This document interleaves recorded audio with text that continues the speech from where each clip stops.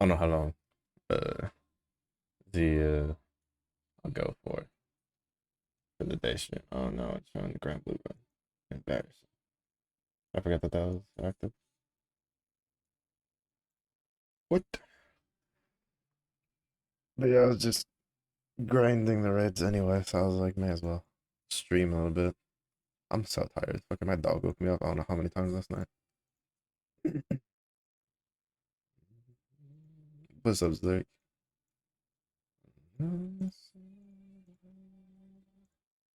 Alright, we're almost done at the event. I just need enough to finish buying those 20. And then we're done until the next segment opens to get these, all of this, and this. I hate these. I wish this was just like a legendary hero ticket.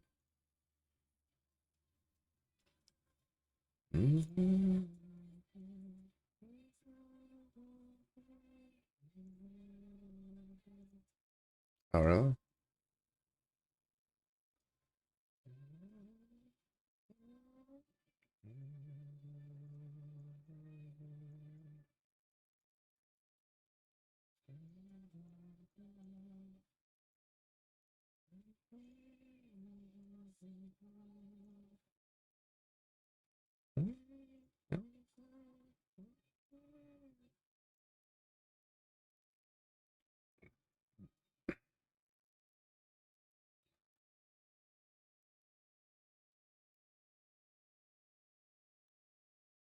Don't know what the heck has caused your luck to be like this lately. You say that like your luck hasn't been like that basically all year. I don't know about lately. Lately seems a little erroneous. Your luck's been like that since like the holiday banner. We're about to hit this year's holiday banner. I haven't upgraded my formation. Yeah. I am in the eternal hell of grinding for equipment. And you only get like one per once you do your three like bonus daily things.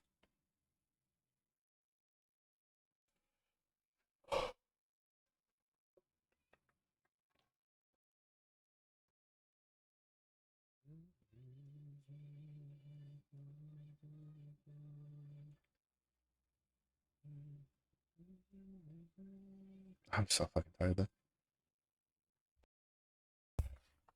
Yeah, I think it's like three more Belial horns. And I can finish unlocking the Origin Fighter. I don't have any prestige pendants left over because I was buying the whatchamacallit? The oh shit, that was actually pretty good. I was buying the Bubs wing blades. Didn't leave me enough to buy the last like two or three I need.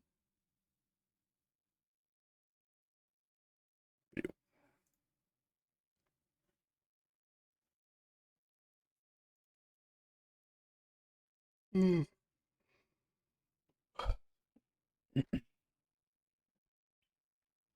I don't know if I like it.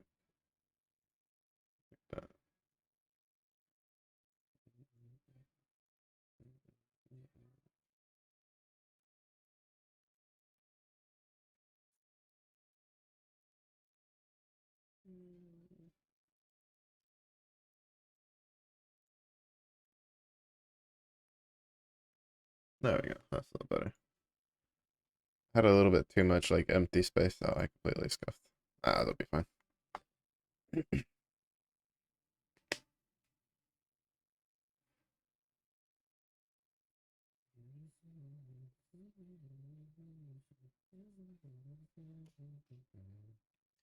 Oopsies.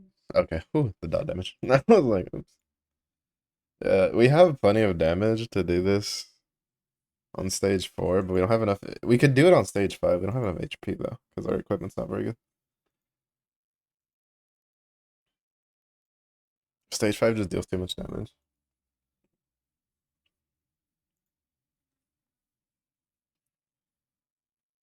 It also feels kind of weird Because in the original game, the Dragon Raid was the most important one to do early on, followed by the Iron Devourer, which is like the Hydra Raid, which the Iron Devourer, which we're not gonna do any today, because that's just gonna be 2 hours of me bitching and moaning about the fight. I honestly hate how they did that fight. Uh, but what should we call it?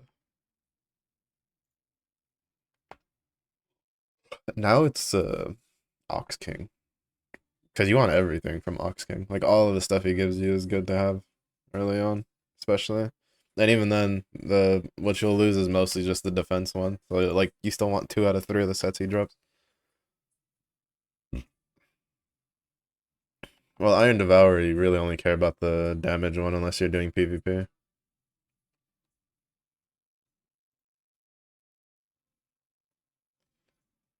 We missed a bunch of crits. Oh, I think she dies off of that. Yeah, she does. Did I accidentally go to stage 5? Oh, I did accidentally go to stage 5. To be honest, we actually probably could have cleared that there if I had not been dumb and done the heal first. Should we gonna try that again? I think we could have cleared that. Honestly, that was a bit more defensively minded. It's just that like she also doesn't one shot all the stuff. I thought we missed some crits. We didn't miss crits. It's just we want to stage higher. Sand drop and the one for the missions to uncap your Lucifer 2 more times. 240 now. Smidge. Looks at your Magna Snake.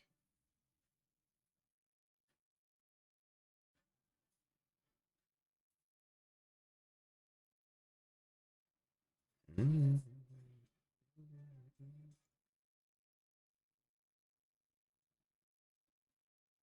The snake can stay there. I can't believe this.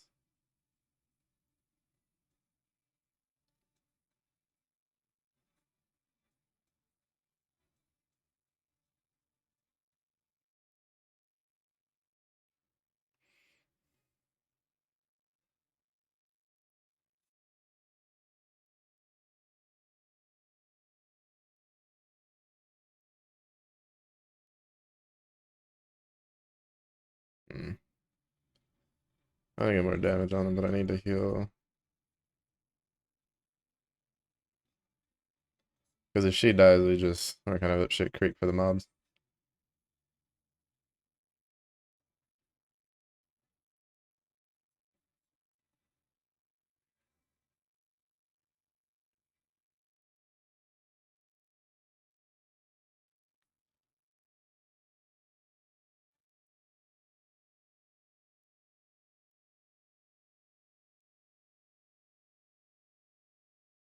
Crap. It was just like half a second too late. If this is a Korean one, I probably would have been fine there.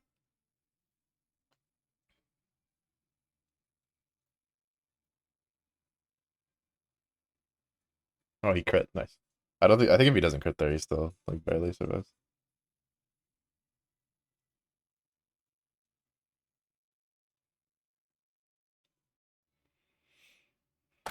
Have other uses.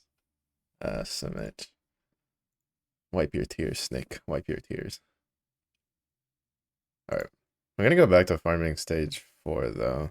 Because stage 5 gives you slightly higher chances at 5-star stuff, but I really want to get to stage 6, but I need better equipment. In stage 4 we can at least like clear it pretty quickly.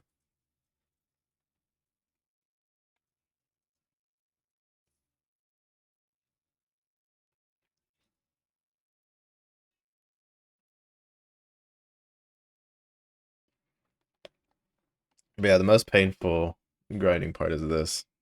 Is grinding the equipment because you get 1 drop per. Outside of like you get like a daily bonus where you get like 2 drops per. Like for each one, you'll have like 3. Your first 3 daily of each raid gives you a second bonus drop from the boss.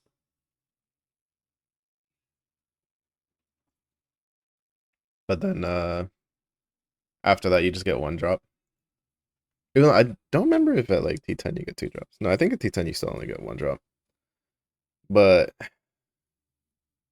this was the first, I think, gotcha where I had to deal with the like full RNG stats that I actively played like very often. All the other gotcha games I played either didn't have equipment or the equipment you got wasn't like RNG.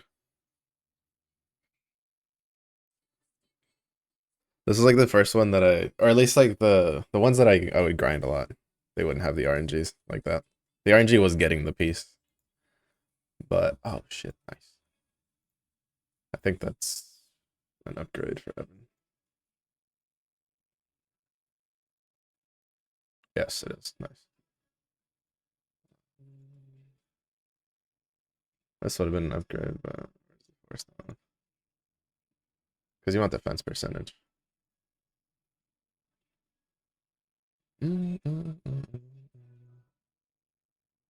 But yeah, this one has like the stereotypical RNG stats that drop. And starting off, I'm only looking at the like this main stat. The substats I'll worry about getting them when I'm at like higher levels. Right now you just really want the main stat to be what you need it to be, and then after that you're fine. Someone did a Faz Zero solo with Omni OG, Sylvia, Summer Monkey, and Yatima. I'm not surprised. Sylvia looks disgusting, honestly. Like her kit, like on paper, seemed really good, and then, but then seeing her like in use, I was like, oh wow, that's kind of fucking gross. Oh, also, I hate the fact that you like to unequip uh items cost gold. I don't know why they didn't take that out of the game.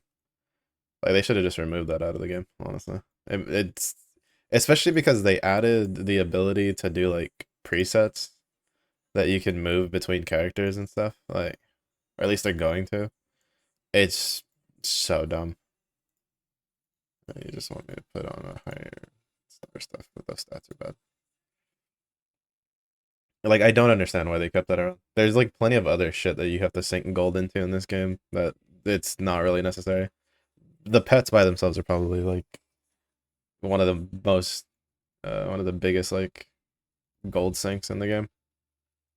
Like it's just such an unnecessary feature.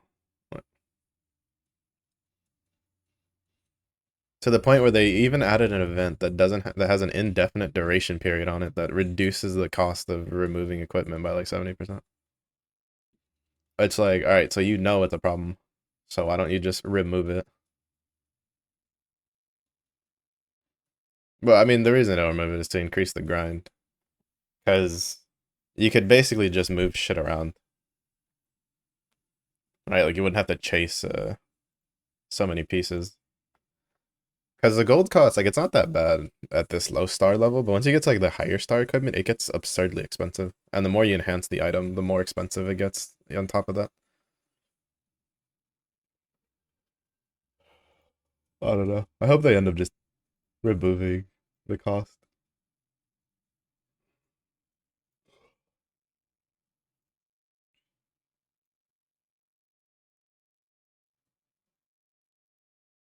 It would be nice.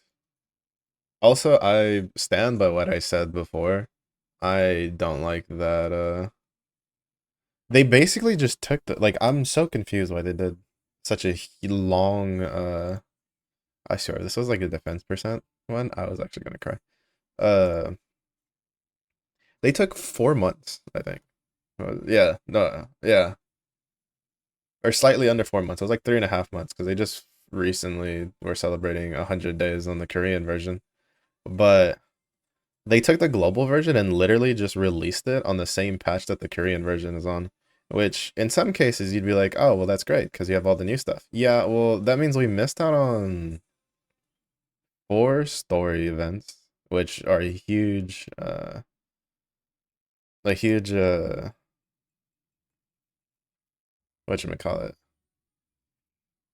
A huge like resource uh supplementation. we missed out on all of the previous like startup banners.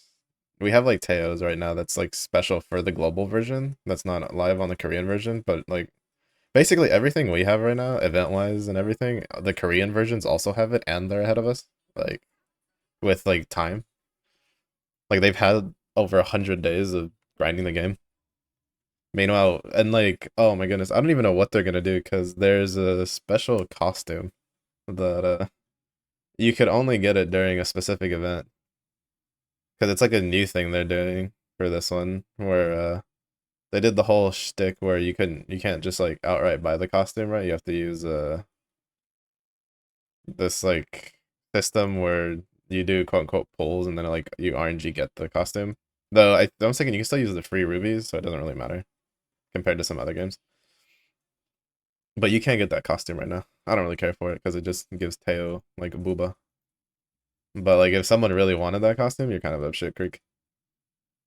Now you have to wait for whenever they feel like rerunning it because that costume literally just launched. And then the other annoying part is if there's an older costume you want, like those are usually on sale when they first come out by like a couple percent, and now they're like full price. And it's just I don't know. I find it like I don't really think it was a good idea personally. Cause like the only reason I feel like to do it would be if you gave global access to everything. But right now the global accounts don't have access to the Seven Knights chest because well, it's a monthly thing. So you wouldn't have enough time to guarantee getting the character you picked.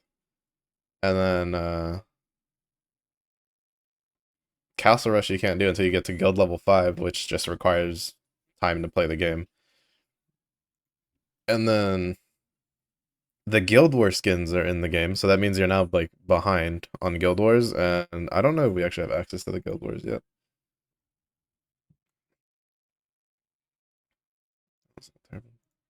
Oh, loaf. You should be loafing. What are you doing? Tisk tisk. Always in loaf debt. Never loafing.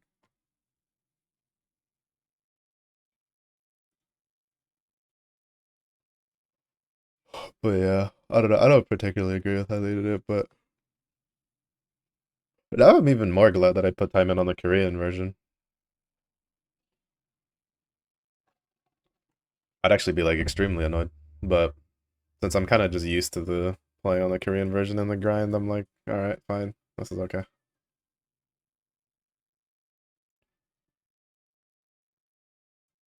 I'm like definitely playing way more actively though. I think I'm like level 20. My account's level 20. My Korean account, which I've had for like a month and a half, is like level 30. Because I've played my Korean account very lazily.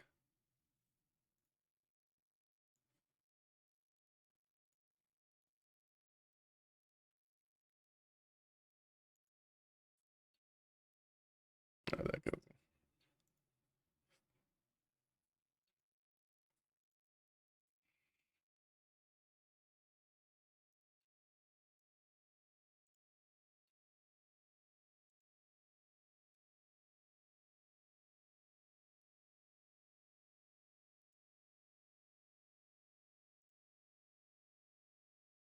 No, love that, bruh. You're like forever in love that. I don't even know what you mean. I need to do my brown dust. That resets. But yeah, like basically everything is off the Korean version. Like I'm honestly to the point that I don't even know if the servers themselves are actually region based. Because the reset time is Korean. Is the same exact time reset as the Korean one. Never, always. Super low account. Yeah, because I haven't been streaming during the day. So usually when I stream, you're like going to work. Percentage? HP percent. Oh, getting a little low on the on the thing. I guess I'll have to like not auto. Well, I won't be autoing the event anymore. 'Cause I think I should get enough currency after this run's done.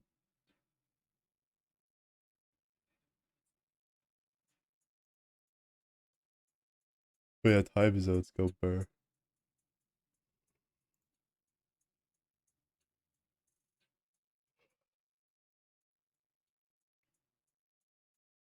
I should have saved some of the grinding for this. I wasn't planning on streaming during the day, but then I realized that if I don't stream during the day, I'm not gonna be like streaming. The only thing I'll be streaming at night is Limbus Company because I'm gonna do like 2 mirror dungeon runs today at least, if not 3. Because we're in the stage of the BP where you're just hard grinding for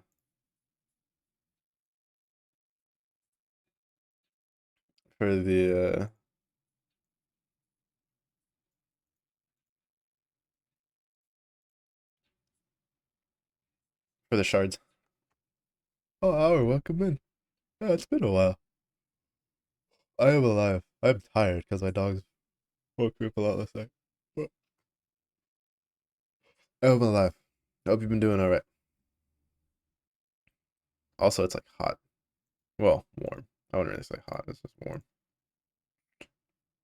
Pretty much a block rate. So, I mean, to be fair, the block rate stuff isn't bad. To be honest, like the damage block set, which is that set that we just got, all of that is like there's like barely any stats on it that are bad. You'll basically take whatever you can get from those, especially early on.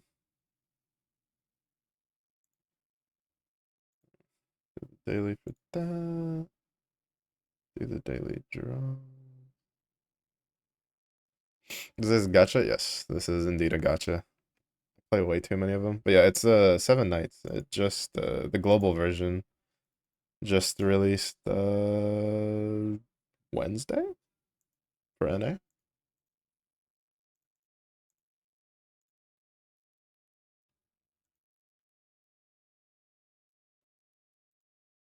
But yeah, there's like so many gacha games. Oh god, I fucked up. There's so many gacha games that are coming out.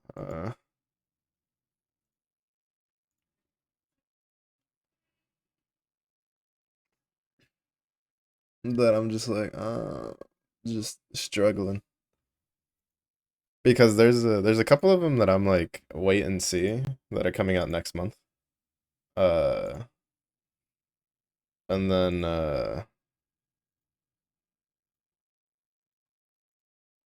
there's one that I saw a video today. Uh, that I had pre-registered for because the pictures looked okay and it was turn-based. And then I saw a video today on how it plays, and honestly, I'm looking forward to it coming out now. Seems pretty interesting. And that comes out like next month, towards the end of the month. Then there's also Blue Protocol. Then there's Duet Night Abyss, both of which are supposed to come out next month. And if you play Guild Wars 2, the new Guild Wars expansion comes out next month. What else? There's just a lot of things that are coming out in October. What happened with Blue Protocol? Well, Blue Protocol originally failed. The original one, the one that was done by Bandai, uh, that one failed. That's the one that they launched it. They were extremely greedy, that to the point where even the Japanese players didn't like it, and they shut it down. And so what was happening was there was a Chinese company that had the rights to make the mobile adaptation for Blue Protocol. And basically, when Bandai was like, "Yeah, no, we're done with we give up," that Chinese company got the full rights for the game, basically. And so they are now the ones that are releasing Blue Protocol, their version that is playable on PC and on mobile. So that's what happened with Blue Protocol. Kind of interesting. Yeah.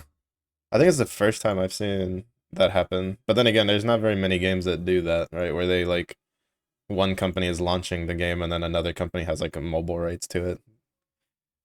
Because I'm thinking the Chinese company wasn't like a completely different game. It was literally supposed to be the like the mobile counterpart, like you that you could play jump between the two, and between that and the PC version when they were working on it. And I guess they were pretty confident. To be fair, like it's an MMO and it's a free to play MMO, so it's gonna be a bit hit or miss on how successful they can make it be.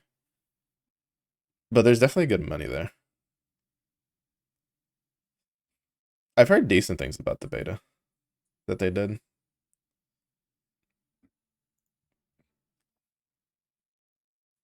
So I don't know how much I'll play it because there's a little bit too much mobile stuff for my taste. Like it has a lot of stuff for, like for instance in this game, there's a when you're in a guild, there's little like guild quests that you can do that help well level up the guild and oh finally uh give you some rewards, and then you have a like a reward track at the top. Also, ignore the fact that I'm on the global version, but the guild I could get into that had a decent number of players is like Korean. I don't think we're all Korean, but a majority of it definitely is. But yeah, so this at the top. So you do your daily missions and then weekly missions. Like Blue Protocol has something like this, and I'm not a big fan of that in my MMOs personally, because it's like you now have to choose a guild based off of that,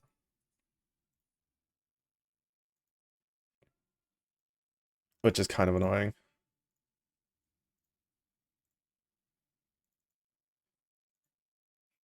It's big on mobile. The games generate insane revenue. Yeah, like the Chinese like PUBG mobile game makes, like when PUBG was kind of like basically dying in the West, like that game was still, I think, the top grossing mobile game for I think another like half month after, or not half a month, half a year after.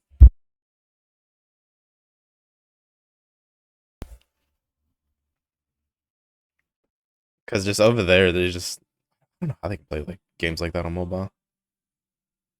I don't know. I'm not very big on playing like the actiony games on mobile.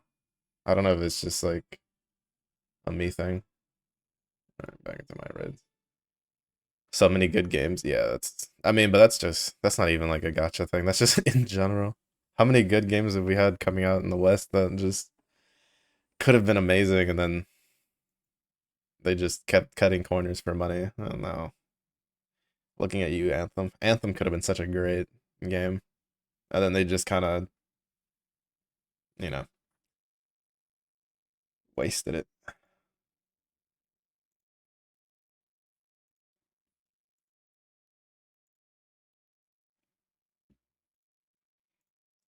I guess that's part of the reason why I generally gravitate towards gotcha games a little bit more. One, well, predominantly they're free. Two, the main thing is just resource management, which I don't particularly mind doing. And three, there's so many of them that you're eventually gonna find one that, well, you find entertaining, that you can play until the developers run it into the ground or the game shuts down. One of the two.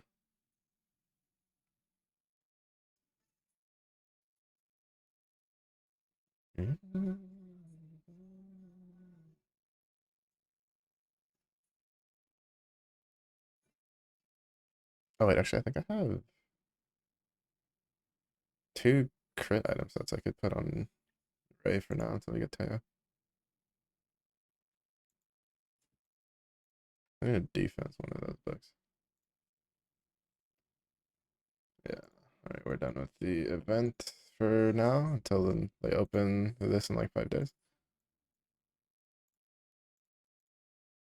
All that. Dump the rest of this. But technically, like the event stages are like the best ones right now if you're not like in stage 14. But the the early fodder generation is kind of tight. All right. What the? Let's go. Oh, wait, is that Spike? It is Spike. Oh shit, let's go. Not who we want, but one of my favorite characters. But yeah, we want this guy, which we'll get guaranteed in another. Well, basically, whatever legendary character we get next will be Teo, who we really need. And then once we get him, we're just straight saving. Some old MMORPG games having insane cash items, all of them with limited duration. Yeah, especially a lot of the like Eastern ones are insane. Uh, for the like the cash shops. I remember like looking over a couple times. It's why like a lot of the really early like Chinese MMOs that came to the West kind of flopped pretty hard. I don't think Teo has oh yeah, this was the skin I was talking about. You can't get this skin right now on global. So all the Wooba enjoyers are in shambles. Yeah, I don't think he has a skin right now. Spike.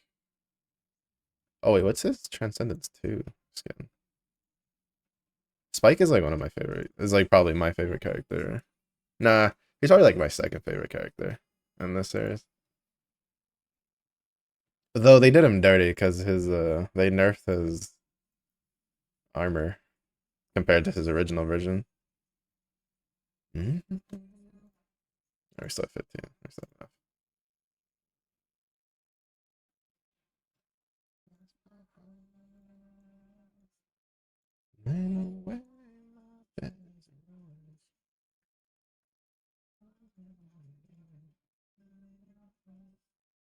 Of fucking course, bro. I swear that like the chances of actually enhancing are worse on the global version than they are on the they were in the Korean version. Spike will help her power up dungeon, and oh, I should put him on my PvP team. I can be hella toxic with him and Nia.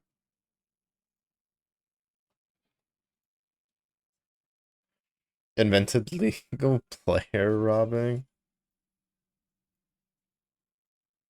You mean scam? Because I mean, if you're talking about like taking people's like items, that's been a thing in pretty much all the MMOs, especially the early based ones.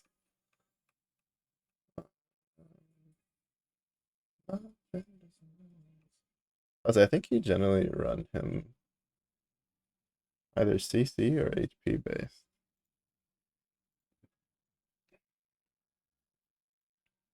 Because I think he deals HP damage. Yeah, 38% of the caster's max HP. Do we have any lying around? That's HP percent. Uh,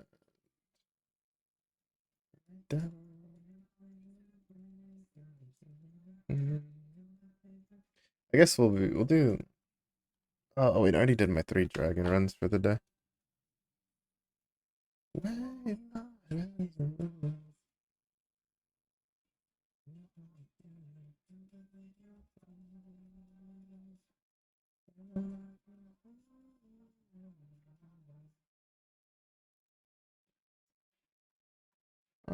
So Spike is predominantly usually been for PvP more than anything else.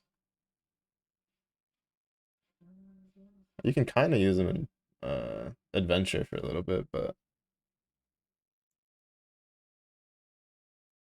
I'm kind of sad. Spike used to be like really strong in the older game because he was absurdly tanky and could deal a lot of damage, and then they kind of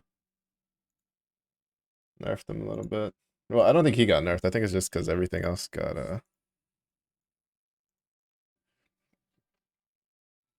like stronger. So he's kind of a little bit up shit creek. Mm-hmm.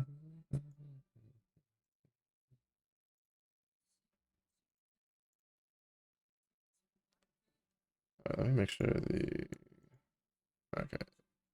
Yeah, everything else is fine. Where's blocking predatory behavior in games? Just not sure. We're going to lose access, or things will change for the better. Depends on the company itself and where the game's coming from. For instance, China themselves, like a lot of the, it's kind of one of the interesting things is the West is actually slightly behind on some of those laws. Like China themselves have recently been pushing a whole lot of restrictions on gacha games and stuff like that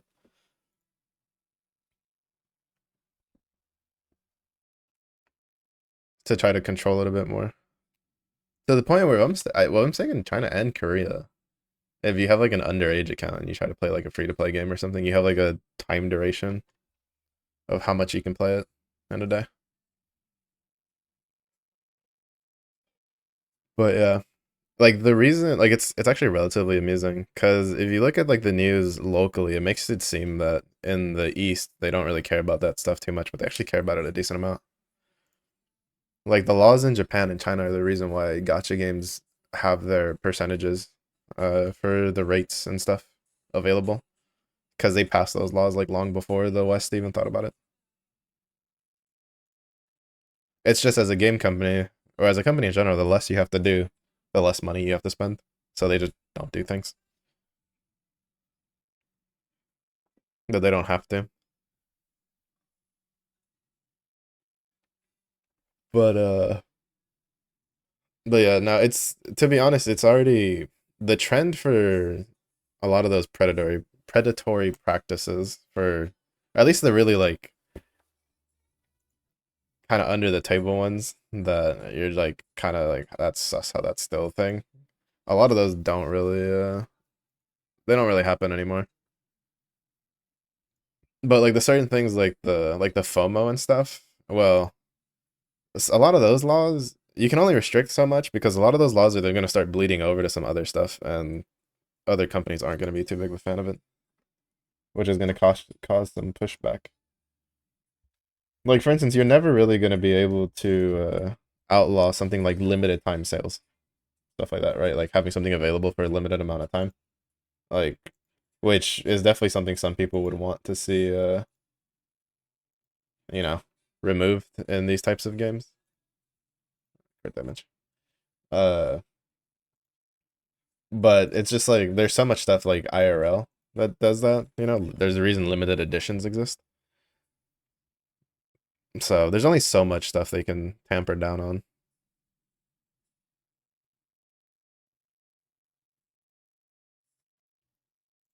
Which, to be fair, I don't necessarily think that all of that should be removed. Like, in my opinion, you as a person have your own personal responsibility to not just dump all your money into something.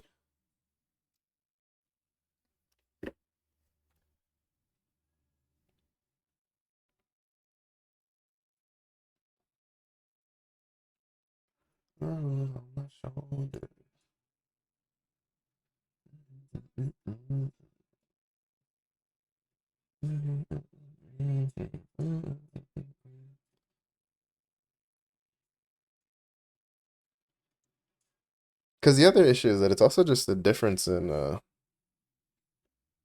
in the way people look at things culturally.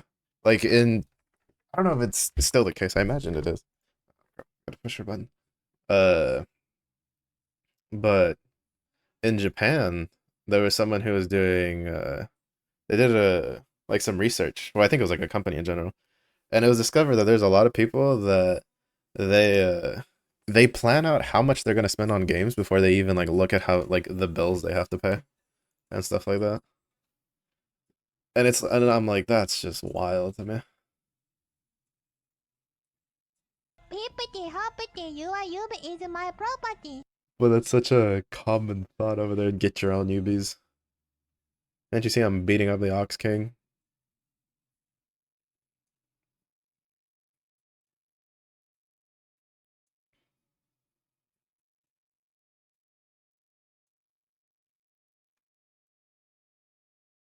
Oh.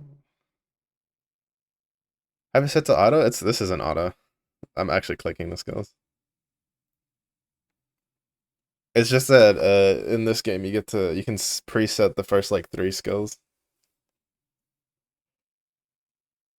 I could set it to auto, but then I wouldn't be able to full auto the whatchamacallit, the adventure on the side because it uses the same feature. I have to actually click the skills. Straight gambling, they just convert real currency into game currency. I mean, yeah, but you're not gonna be able to do anything about that. Because the point is, as soon as you start rolling into that, so many other things are gonna get hit by it that makes the government a lot of money that they're just gonna be like conveniently not gonna touch them. Oh.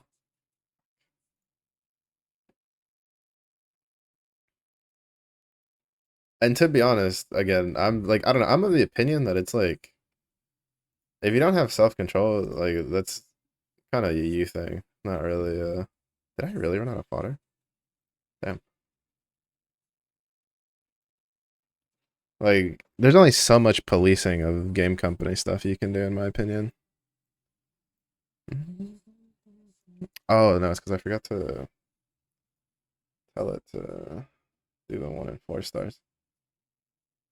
Even then, like I don't know. For me, I'm a little slightly different. Like, if you're upfront about here's your percentage chance to get something, stuff like that, and everything is above board. The rates actually are what they're supposed to be. There's no like underhanded shuffling of behind the scene numbers and stuff like that. At that point, it's not the company's problem. That's the person's problem. You as an individual should be able to be like, hmm, maybe I shouldn't spend $3,000 for a couple of pixels in a video game.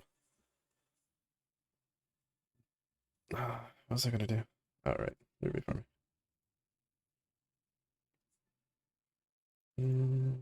Let's not do the full 300.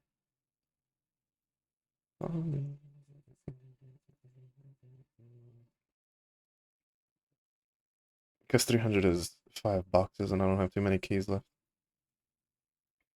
14. Oh, wait. Right. I was gonna go do Ray.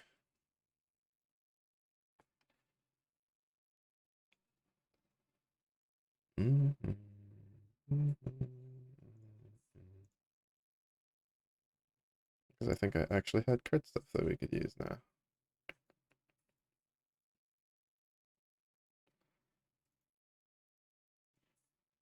Do I want crit damage? Do I want all? I feel like I need all attack at this point. I don't think we have enough crit rate for the crit damage to be worth a damn.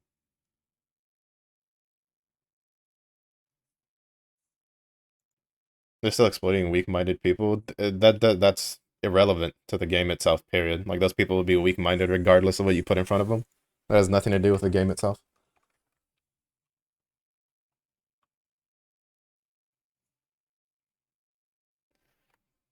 Where's the screen to breed the eggs? Searching for it. All right. For the, I feel that it gets a little confusing. For the to hatch your eggs, you come down to power up, and then at grow pets is where the your eggs are at.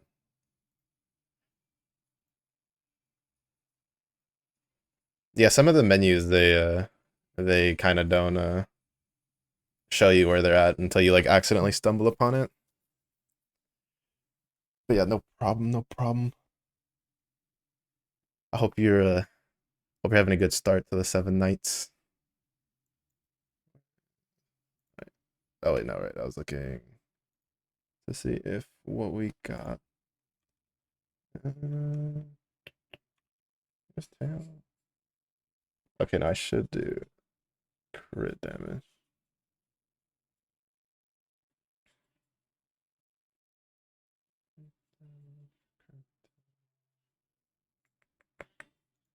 Yeah, we don't have a crit rate, but we'll use the crit damage one. That'll be fine. First time playing it, kind of overwhelmed. So many modes and teams. That is very warranted, honestly. I would also be overwhelmed if I hadn't played the original, and then recently I played on the Korean version to kind of get back in the swing of things. So if you got any questions, feel free to ask. I may not know like the super advanced stuff, but most beginner stuff I can help point you in the right direction. The big nice thing is if you're ever stuck, especially on like a raid or a power up dungeon or something, they introduced in this version the strategy button, which will give you at least some direction, right? So which is really nice, at least for the immunities, because that's kind of a more of a big deal.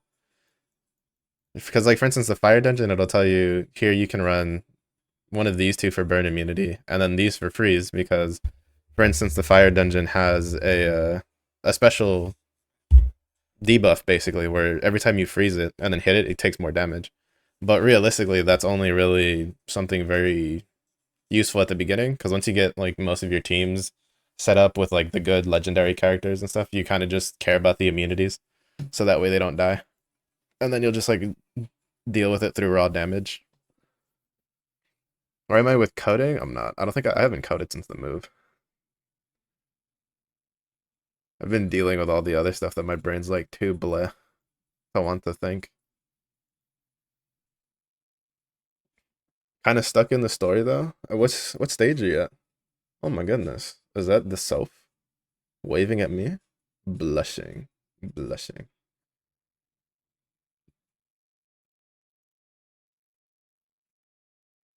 Any bosses power creep you? 720? Yeah, once you get towards the stage sevens, like for instance, right now my team is stuck on 630 because gear and stuff. So that's been rough. It's basically pretty normal to get stuck on it. Uh what you'll end up just doing is basically whenever you hit a point where you just can't get past the boss stages, it's just a sign that you need to go towards the raids and try to push as high into the raids as you can.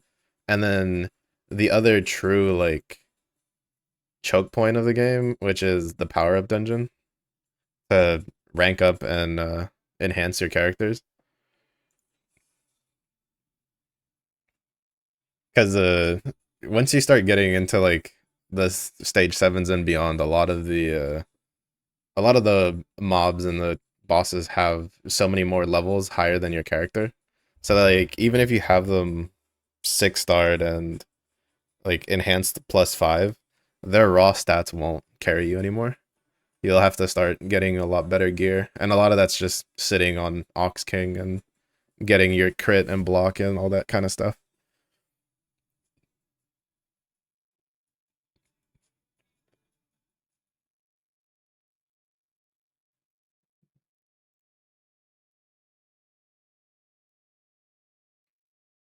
Need to level up the fodder first and feed afterwards. Yeah, that's the main gameplay loop, which is where you would use the like basically the way it usually works, or at least the way most people tend to do it, right, is when, so for instance in your case you're stuck at 720. What you'll do is you'll use the auto farming feature. I'm not sure if you remember when it, because it did a little light introduction for it earlier. And what you'll do is while you're, which I'm kind of doing now, is like while I'm doing Ox King, right, to try to get Ox King drops, I'll have running over here the ruby farming, which, well, we can't jump in right now. And this will just automatically be going. And as long as you have, I mean, if you're doing 720, you should have like a character who can clear this like this, right? They just use both of their skills and they kill everything on there. And you'll set one of those characters in the protective formation in the back in the damage section, and then you just set through the setting, and then you just let this run with it replacing people. And then once you finish, and then you'll do that while you're doing other things. And that's what that feature is there for. In regards to like how, like what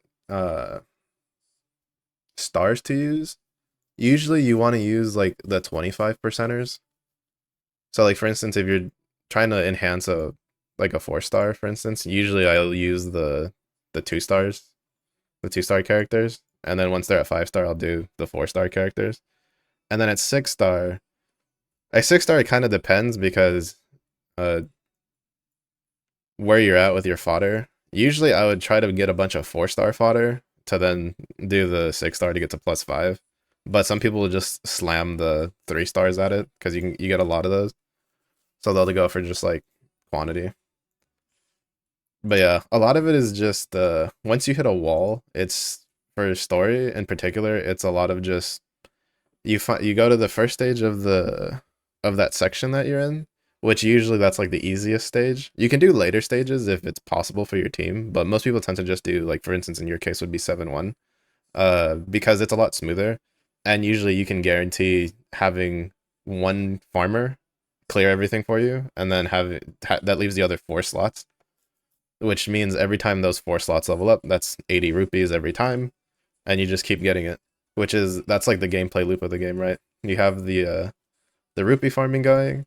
That'll generate you the rupees. You'll then use those rupees to buy more of the key recharge, which depending on how you want to play differs on whether you buy both the first pack, the first amount, and the second amount. Usually, I only buy the 50 rupee ones, and then go from there. You can buy infinite keys. No, I think I'm thinking there's a finite amount of like key packs you can buy.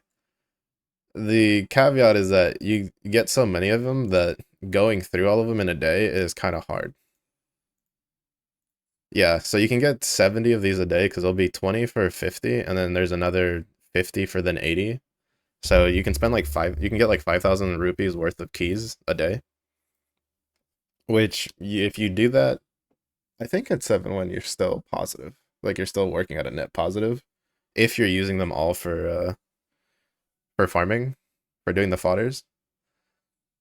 But it's like each of these is like 60 keys. That's like what, 70? That's like 3,000 something keys, I think, if my math is right.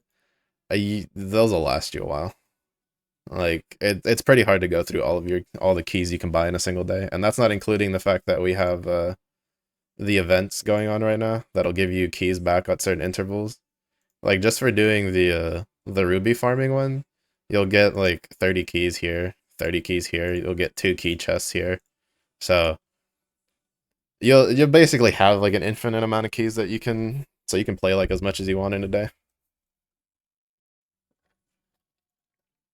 Usually comes down more to your sanity more than anything. How well you can deal with it. But that's always been the draw for 7 nights has been that you can basically, as long as you don't really care to rush for a lot of things, you can basically completely get everything for free. Because even though some of the rupees will have the word free next to it, I don't think they've yet to add something that requires like pay to rupees. Even though you can buy rupees directly. I don't know if they plan to down the line. Which raid I would recommend early? I would always recommend at least doing your first 3 of all the raids at the stage you can. But when it comes to specifically farming for progression, Ox King is the most important one, especially early on, because every single set from Ox King is useful for you at the start. Because Evan is literally one of the strongest tank characters in the game. I'm gonna restart that one. I completely scuffed that up because I got distracted. Uh,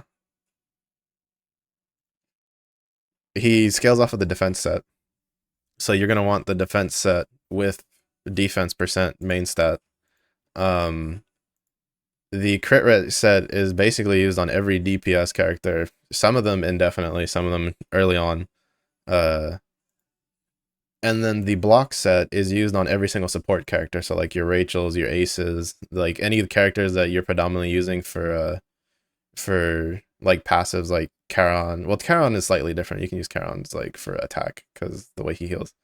But generally for the most part, Ox King's probably the one that if you're gonna do more than just the 3 a day, it would be Ox King for sure. Because you want to get a crit rate set on all of your DPS characters like ASAP, because that's how you push. Uh, after Ox King, you definitely want to do Iron Devourer, because Iron Devourer probably has the next most important set, which is the just damage increase one, which is what a lot of raid DPS tend to move towards later. But a lot of times that won't be as useful because you want really good substats for those sets. Need to build a decent team for that? Yes. Or at the very least, it's the one that you want to focus on the characters a bit more compared to some of the other ones. Because unfortunately, the Dragon Raid the items from that aren't as prevalent because there's a lot of ways to get all attack in the game. And there's a lot of ways, and there's not very many characters that scale off of HP or what's the other one in there? Or the weakness hit. So unfortunately, a lot of the extra bonuses from the dragon raids aren't like they're like you're still useful. You should still clear them because if you get a good all attack set and you don't have like a good crit rate set, it can definitely help you get like progress in the Ox King. But you definitely want to focus on uh I guess like depending on what characters you have. If you don't have Daisy, you want to focus on Black Rose because with the way for the Ox King mechanic, you want it so that Daisy and Black Rose kind of do the same thing. They give you Petrify immunity, which makes it so that you can ignore the CC effect that he has a chance to cast on one of his skills. And then they both have a skill one that or skill two that removes the buffs of the minions and then deals damage. And then generally what you want is you want uh your Black Rose or Daisy to be strong enough that this skill just one shots the all the little minions he spawns, which will then buff your Snipper or Espada if you have her, because they gain a stack whenever an enemy is killed, which you'll then cast their skill one, then cast their skill two, and then you'll just cast the rest of your damage skills and your healing skills as you go through. And then if you need to again and the boss resummons it, well, keep your Black Rose alive, do that, and go over and over. You got no Daisy? Alright, then yeah, with no Daisy, then you want to focus on Black Rose. Black Rose is like the mainstay. Like there's a couple characters that you generally focus on. I'd say like the main focus would definitely be Evan, because Evan will carry you, especially in story and in a lot of raids. His shield's really good. Yui is a really good early healer until you get Lina. And then they'll have things in and out, but you'll use Yui in the Dragon Raid anyway, because she gives burn immunity. Uh Black Rose is for Ox King for the Petrify immunity. Definitely you need to invest in her. If you don't have Espada or Shane, you definitely want to invest in Snipper for the Ox King to a certain degree, because unfortunately Snipper can't transfer his gear over to Espada because they're different types. Because Snipper's physical and Espada is magic.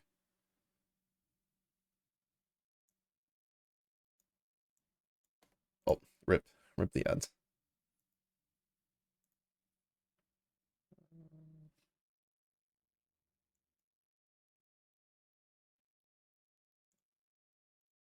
We'll farm some raids while the ads run through.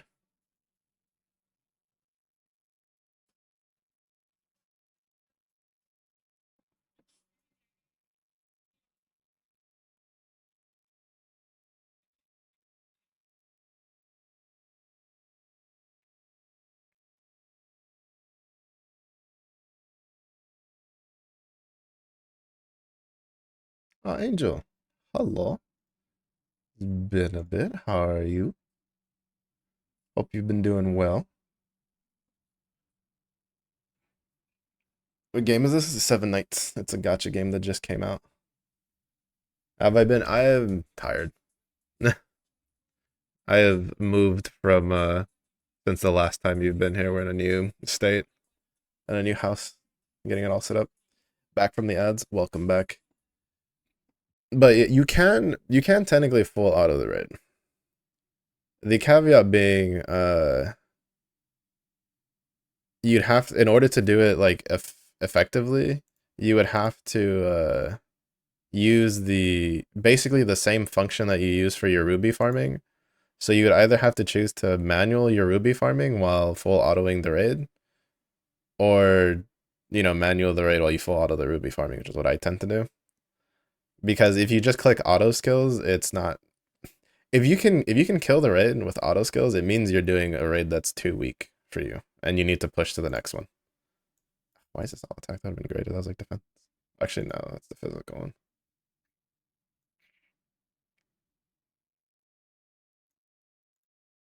But like for instance, if you come down here, it has the repeat battle, which basically I think everything in the game has this except for maybe the power dungeon. I don't know if the power dungeon has it. But you'll just come down here and you'll do skill priority. So for instance, in this case, if I wanted to use this, it would be you would set this to be the first priority because this cooldown coincides with the boss's cooldown. So it'll always with the with when it summons the ads. So generally it'll usually be either a little slower or right on time. So that way it'll whenever he summons it, it'll Hello just kill there. it. Then you usually want to prioritize Evan's shield second because the only thing better than healing damage is not taking the damage to begin with. What's up, Slinkster? This is a mobile game? Yes, this is a mobile game. Mobile gacha game that you can also play on the computer, which I am glad that more companies are doing.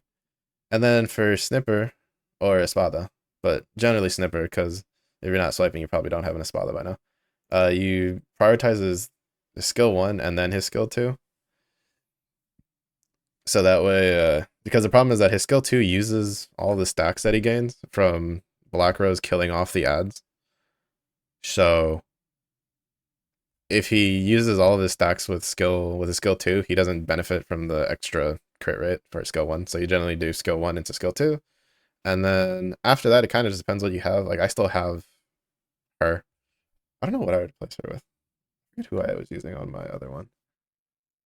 But yeah, generally you'd want to like prioritize Black Rose's skill 1, then usually a heal, and then you can do some other stuff. But it kind of like it'll kind of depend on like how strong your team is, what you're using, what stage you're at. But more often than not, you're generally going to manual the raid.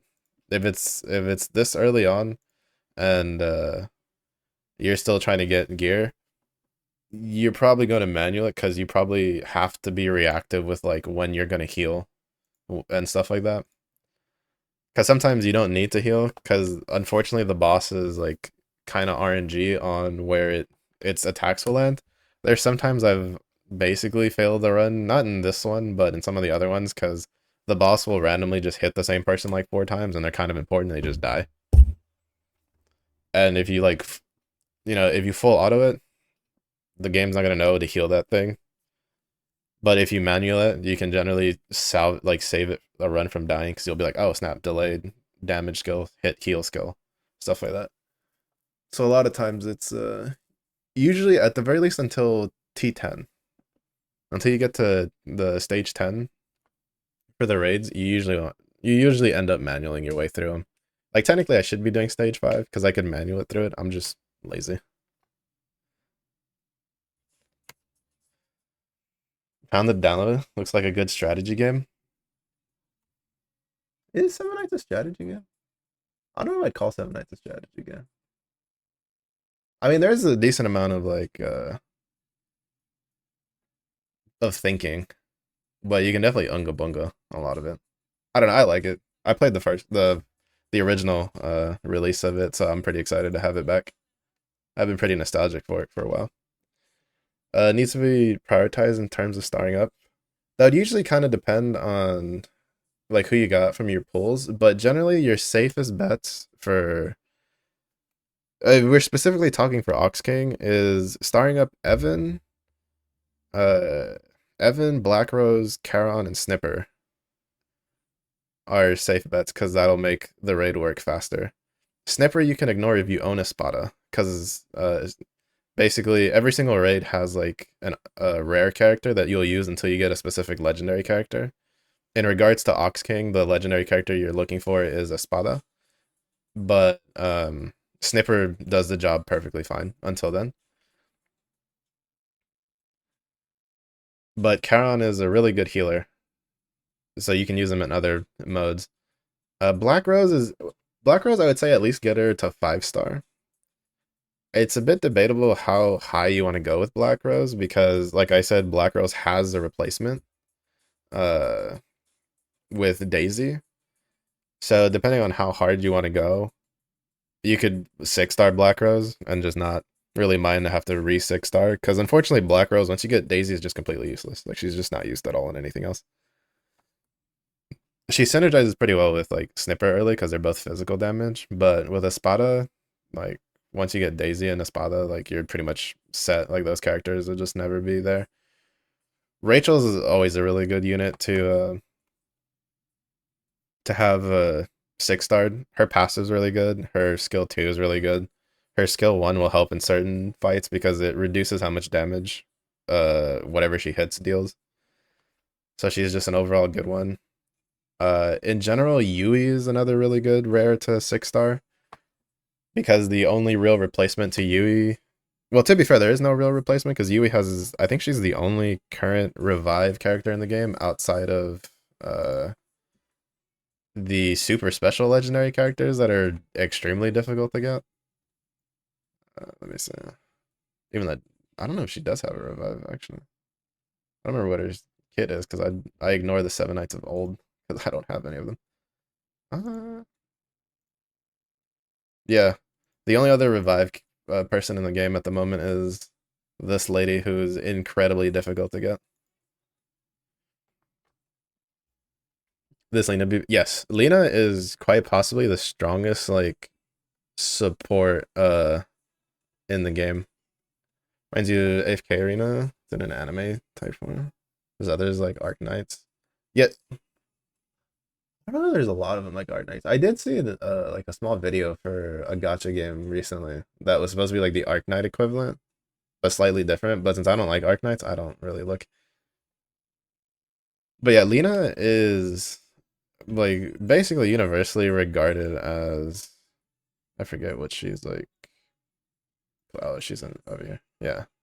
She is basically the best support in the game, where you will generally use her in everything, PvE related at least, unless you just cannot fit her in, which usually means that you need like a lot of passives for, or there's certain fights that you just can't really cement. Like for instance, Iron Devour. One of the main reasons I don't suggest focusing on Iron Devour early, even though you want you want like a bunch of this set, the Avenger set, is specifically because of the way this boss fight works, is really tight early on for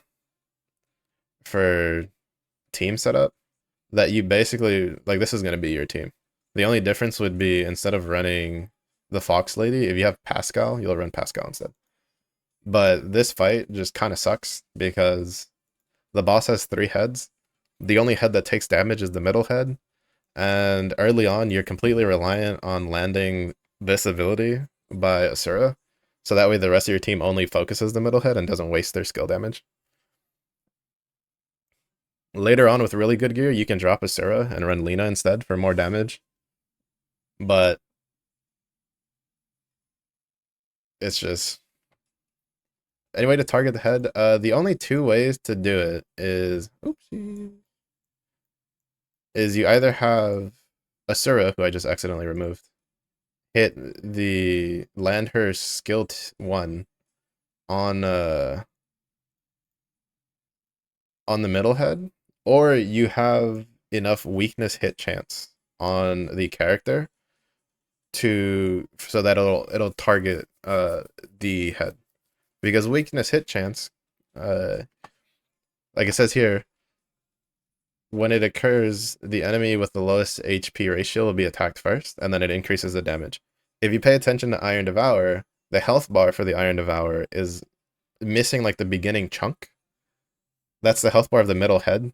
So the health bar of the middle head is always lower than the other 2 heads. So once you get enough weakness hit through substats, you don't need to worry about it because it'll just generally target it. That being said, that's not something that's going to happen very, very soon. So what you generally do, or at least what I do, is depending on how you want to do it. Basically, what I do is I'll take Asura, I'll give her. Well, I need to change her set, but I'll give her stuff with weakness hit chance, substats or main stats on it, and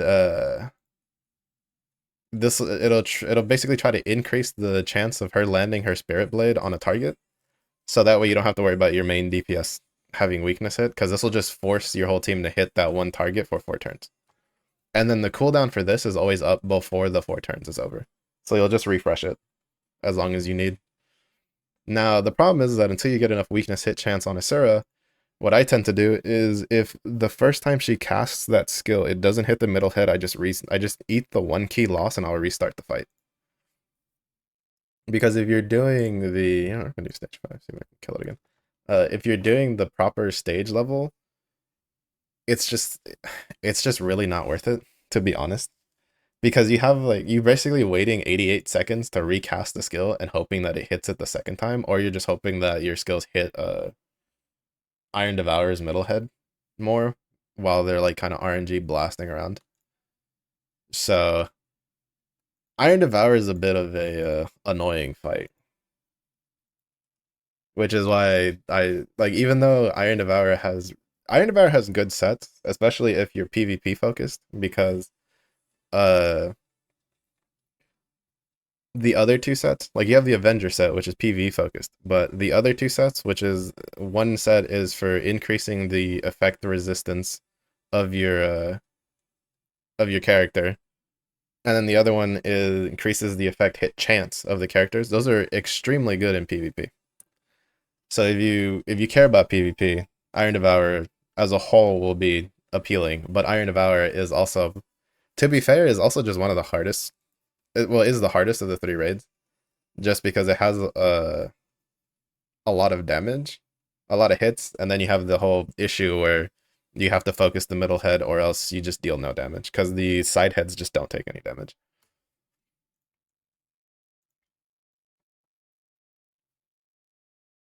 So that's why even though I have the three bonus daily things, I'm ignoring Iron Devour because to be fair, yesterday I had to reset the fight like 12 times at the beginning, which is 12 keys gone, which is two whole stage runs. Oh crap, I did not heal early. Yeah, see this is where like brain dead autoing. If I did a heal early, we would have been fine. Do it later. It sounds horrible. Yeah, I'm questioning why they kept that fight the same because that fight was like that back in the day too. It was probably one of the more hated fights. I think technically it was worse because I don't think back then. I think we still had the lethal hit stuff, but it's just like a lot of people hate that fight because I'm mistaken. Iron Devourer I think has resistance against like AOE attacks, so that's not a way to play around it either. And then the extra heads take like no damage. And it's just it's probably their worst designed fight in the game. The other like the dragon fight and Ox King fight are very like nice in comparison. Oh shit, I think that kills Black Rose again. Yeah, see that's kind of like the issue you run into. I'm just going back to stage 4. At which point should you worry about unlocking the third and fourth gear? Hmm. Realistically, I think the only character this early, like especially if you're free to play, the only time I would worry about unlocking the extra gear slots is if you have Teo. Because Teo is so absurdly powerful and will carry you.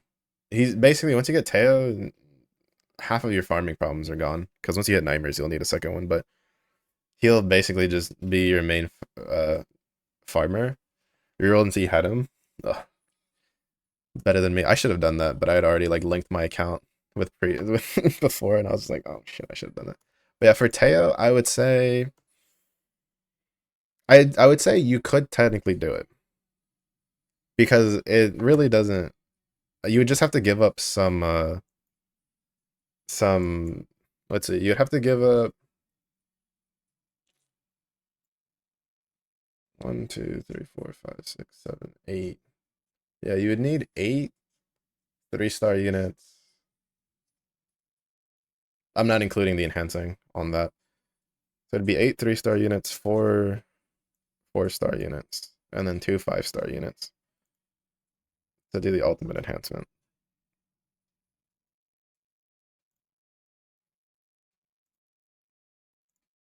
Yeah. So I could say that if you have him and he's 6-starred, I could say that it could be worth the investment doing it now for him specifically and only him. The caveat being is, do you have 4 pieces of crit rate equipment that he can wear? That at the very least, all of which have a crit rate or crit damage for the weapon for main stat, and then all attack percent for the body. If you have all 4 pieces of gear, I would say Ultimate Transcend him, get the third and fourth slot unlock, slap the gear on him, and he's probably going to solve most of your problems for the rest of it.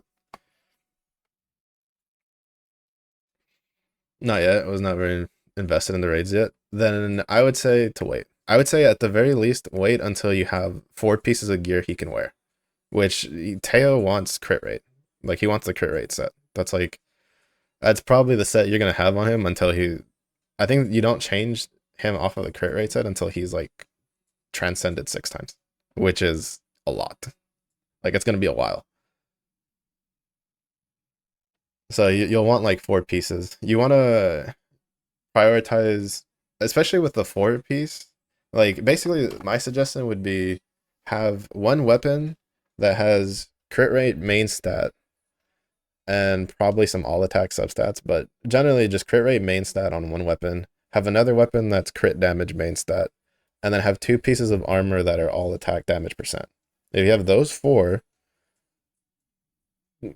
preferably at least like 5-star, then I would say do it. I would do the transcendence to get the third and fourth slot, because there's no benefit to it if you don't have the pieces of gear for them right now. Speaking of, I meant to go look at my Black Rose equipment. But yeah, raids are extremely important because they're your main source of progression for gear.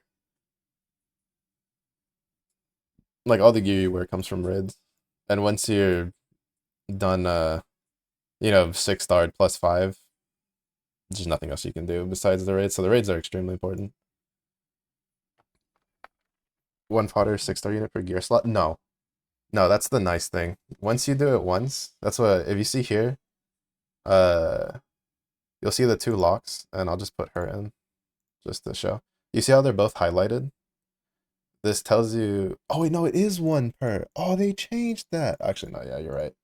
Yeah, you need to do it twice. Rip. I thought it was both. I was thinking it used to be both back in the day.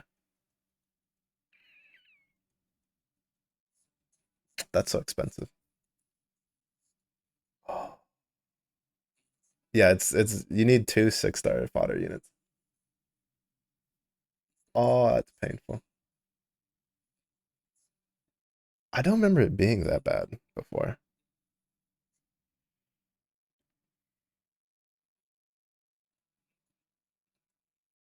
Quite a lot. Yeah, that's a lot.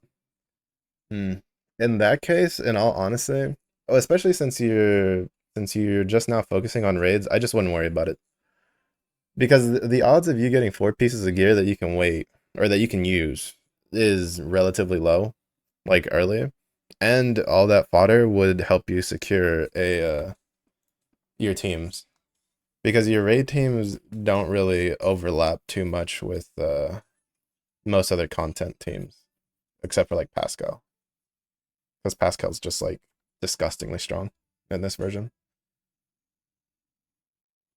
So yes, I just wouldn't worry about it for now. I didn't realize it was both, or you needed 2 for each. Yeah, at that point, I would say don't worry about the ultimate transcendence. Just focus on getting your raid team to 6-star, and then from there, like, once you get that'll probably get you, like, if you can get good, like, solid 5-star pieces, that could probably get you pretty close to stage 14, if not just take you up there, because Teo is just good. But you definitely want to at least try to get to stage 10 as soon as you can. Like, the breakpoints are kind of, you want to get to stage 4, which is where I'm farming, because that has a pretty decent chance to give you 5-star equipment. You'll get to stage 3 like really easily. Stage 1 and 2 are nothing. But stage 4, you want to get to stage 6, because that guarantees you a 5-star drop, but I can't even clear stage 5 reasonably, because gear and uh an upgrade. But yeah, at this point, I would then suggest instead just focus all of your fodder on your your raid teams. At the very least, your Ox King raid team. Because once those are set up, uh, you can then come back fun onto Ox team. Yeah, that's what I would do. Which is basically what I'm doing for the most part. Like I already got my Evan up, got that. I'm Chiron. The only reason he's not ranked up is because I don't have the. Oh yeah, I do. Oh right, because I hadn't advanced my light dungeon at the time. That's the only reason he hadn't been up because I hadn't done light dungeon because I needed tickets, which I did earlier for Yui.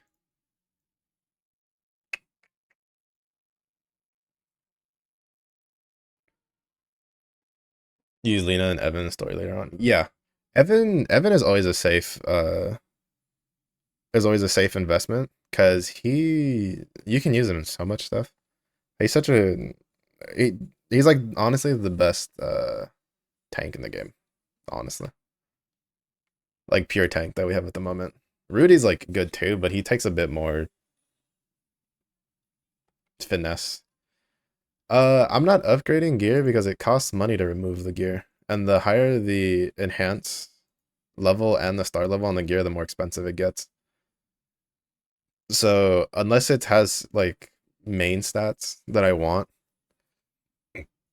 on the character specifically, I'm just trying to save gold by not doing it. Not to mention that if your character isn't 6-starred yet, there's still a lot more power that they can get just by being starred up, like I just did. So, and that's a bit more of a worthwhile investment for your gold than it is to enhance these pieces of gear that you're not even going to keep on for a long time. Because you're constantly going to be swapping the gear out until you get to, I think 6 stars the current like cap. But I don't have anything. Like there's a couple pieces I'll enhance. So for instance, on like in your case Teo, if you get like solid crit stuff, like if you get like a crit with crit damage, which I think I have one around here somewhere, I would enhance that to maybe like +6 or something. Like gear is one of the last things I usually try to enhance, especially if it's not 6-starred.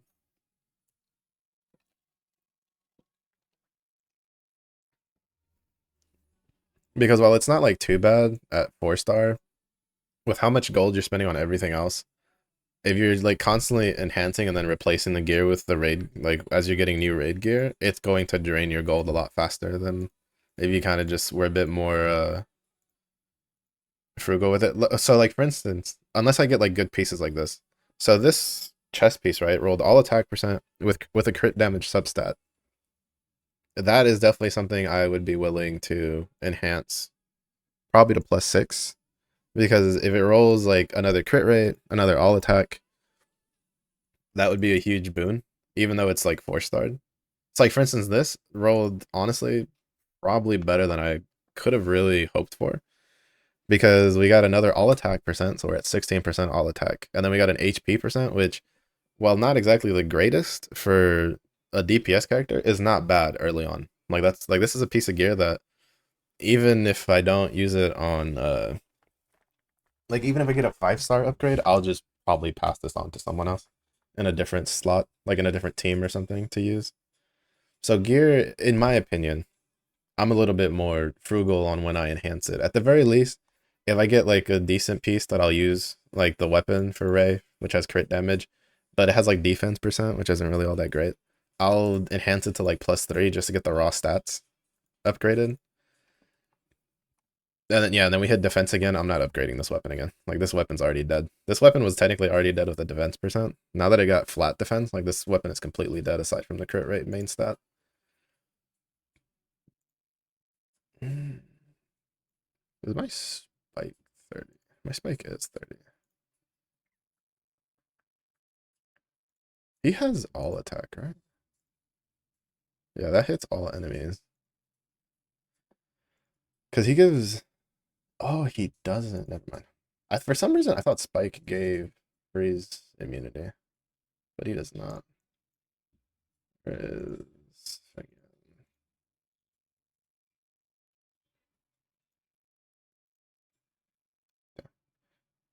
I only have power obtention ticket.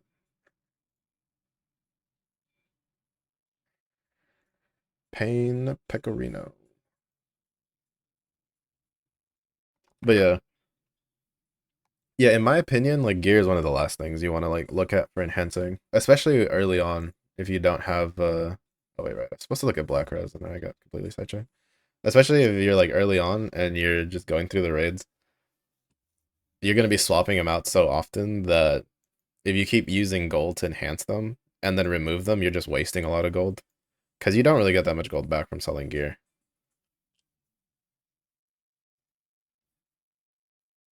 Yeah. Do I have any? I think I had some with. Did I have one with all attack percent? And I think I had one with crit rate. No?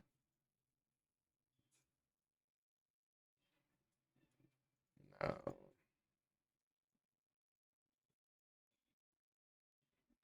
Oh, but we do have that with all attack.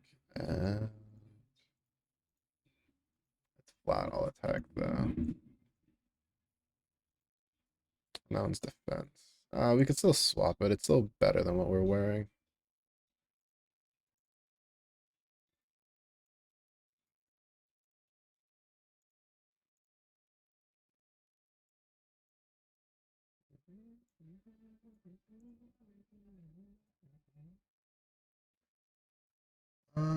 Haven't played Arknights because I felt like it was hyped too much.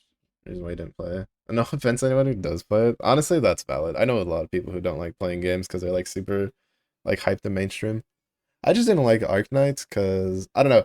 I'm not a big fan of the whole put down and pick up operators shenanigans. Like for me, when I play tower defense, I want to put the things down and not worry about it. And then if we die, we die. It happens. Yeah, this is another one where the sub stats aren't great, so I'm just gonna do the +3. Oh, we got another flat all attack on it. That's actually not. I mean, it's still kind of dead, but it's not bad. It's usable. We're not even gonna worry about that. All right, let's see. Yeah, the nice thing is that I wasn't done with this guy. Is you don't lose everything when you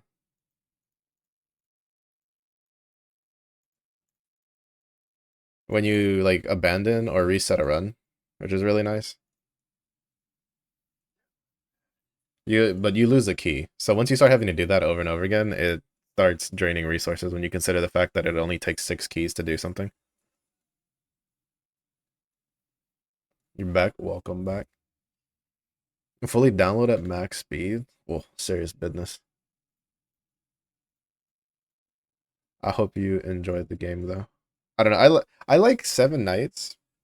I'm only really like grinding it so hard now because it's like launch. But to me, Seven Nights, I always played it as kind of like a side thing because a lot of it's like it's probably one of the very first like full auditable gotcha games I ever played. Or like even if you're busy, you can still find time to progress in the game because you can just set something to full auto while you're doing something, going to sleep, do whatever, and you can still make some progress and burn your stamina. So that's really nice.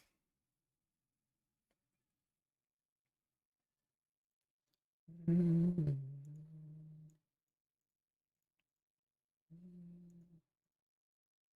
I have a, I don't think I have an all attack chest piece, do I? Defense,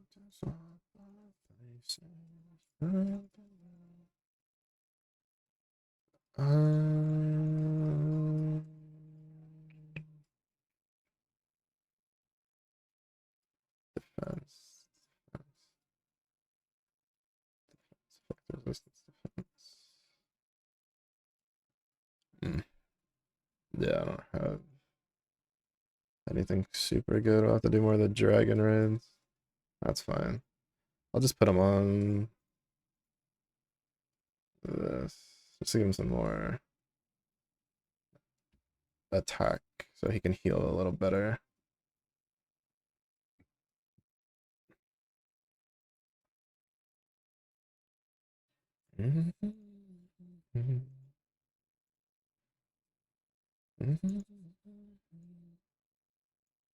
Because his heal scales off of attack for some interesting reason. Let it auto while you're watching TV or something, or are they working? Yeah. Yeah, a lot of the there's not that's probably like one of the nicer things for this game. There's not a whole lot of things that you need to actively do.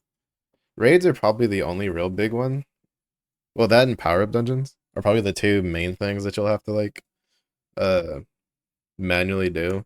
Because if you're doing the right stage for both, uh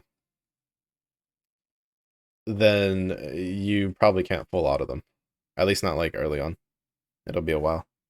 But you can get to a spot where you full auto. What role does Rachel fill in here for you? She's here predominantly because she gives a weakness hit buff to the whole team for just existing. So, which increases how much damage the unit deals if it procs. That's like really the only reason she's here. Well, that and to reduce the damage by the Ox King with her skill 1. Because there's something I think they tell you, I think it's in the game, but I don't think they do a good job of explaining it. Like for instance, Ox King does not care. You don't need like for instance Ace, because Ace does defense down, but in this game defense doesn't go lower than 0. Ox King has 0 defense just for existing. So Rachel, really you just use her there to increase the weakness hit, because if that procs on top of a crit, it deals like a crap ton of damage. So it's a good way to like supplement your damage for free. That's the main role that Rachel plays. Rachel predominantly plays as a like fills the role of being a like a buffer for your team to deal more damage.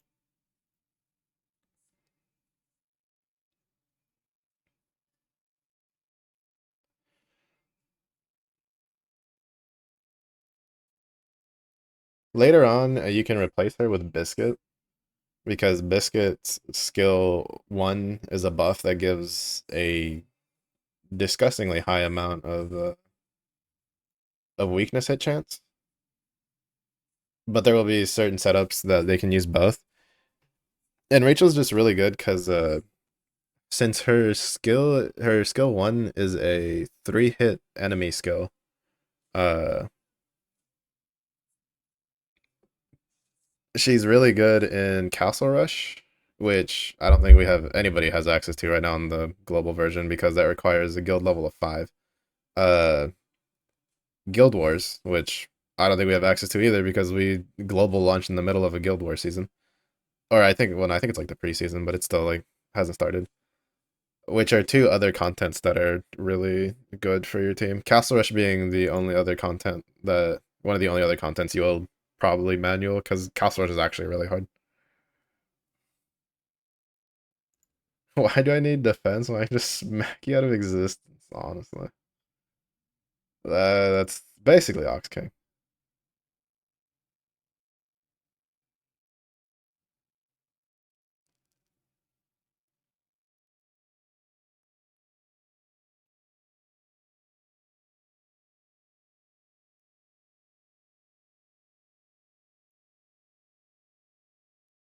Your 4-star units are not surviving in floor 4. Wait, is Evan also a 4-star? You might have to farm the stage 3 for a little bit. To at least get like some defense pieces for Evan. Because Evan's shield base scales off of his defense number. And that goes a long way for keeping it survivable. But the safest thing you could do is uh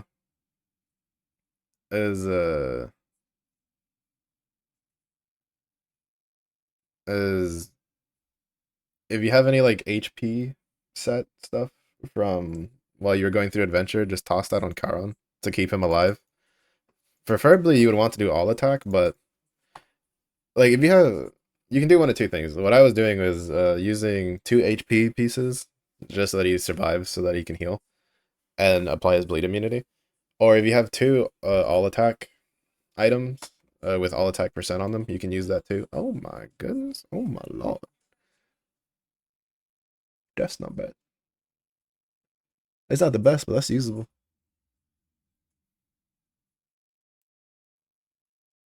You generally want crit damage, but an all attack percent crit rate piece is actually pretty good.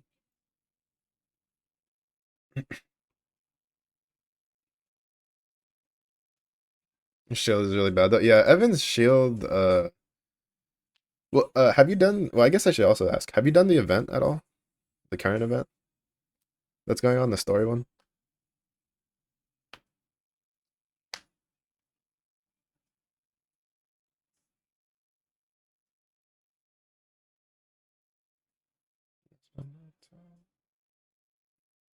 Uh, which event? I'll show you in a minute. It's probably the other bad thing about the game that they don't do a good job. If you don't know where to look, you won't know that there's an event going on with like event stages, which has a lot of. Well, first of all, there's a free 4-star in there, a 4-star legendary character you can get. She's mostly for Castle Rush and Guild Wars, but she's still pretty solid all around because it's free. It's a free legendary character. You can't say no to that. But yeah, usually what the way the pacing works, or what they've been doing with this current one is on certain character release intervals, there will be a small story event that runs in tandem with it that will have extra tickets for pulling, extra resources, extra like entries for the power up dungeon, like stuff like that. And in there, if I'm not mistaken, event stage 5 and 6 are better than most other story stages if you're not at like stage 14, I think. But even then, those are the ones you want to farm anyway because they give you the most currency for the event. That's great. Yeah,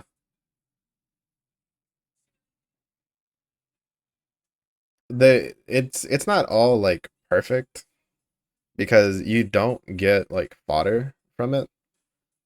Because that's one of the feedback loop that that was defense percent. That'd be really good. Could have used that for Lucy. But if you look up here, like this banner is really good for it. If you see this story event and it says active, you click the story event and it'll take you to this page, which is the story event. And so what it'll be is you'll have a certain number of story stages, which these are just free. They'll have like a locked character that's related to the story that you'll run through the stages and it tells you the story. And then it runs for 2 weeks. Week one has half of it. Week two has the other half. They have different like currencies that you'll use.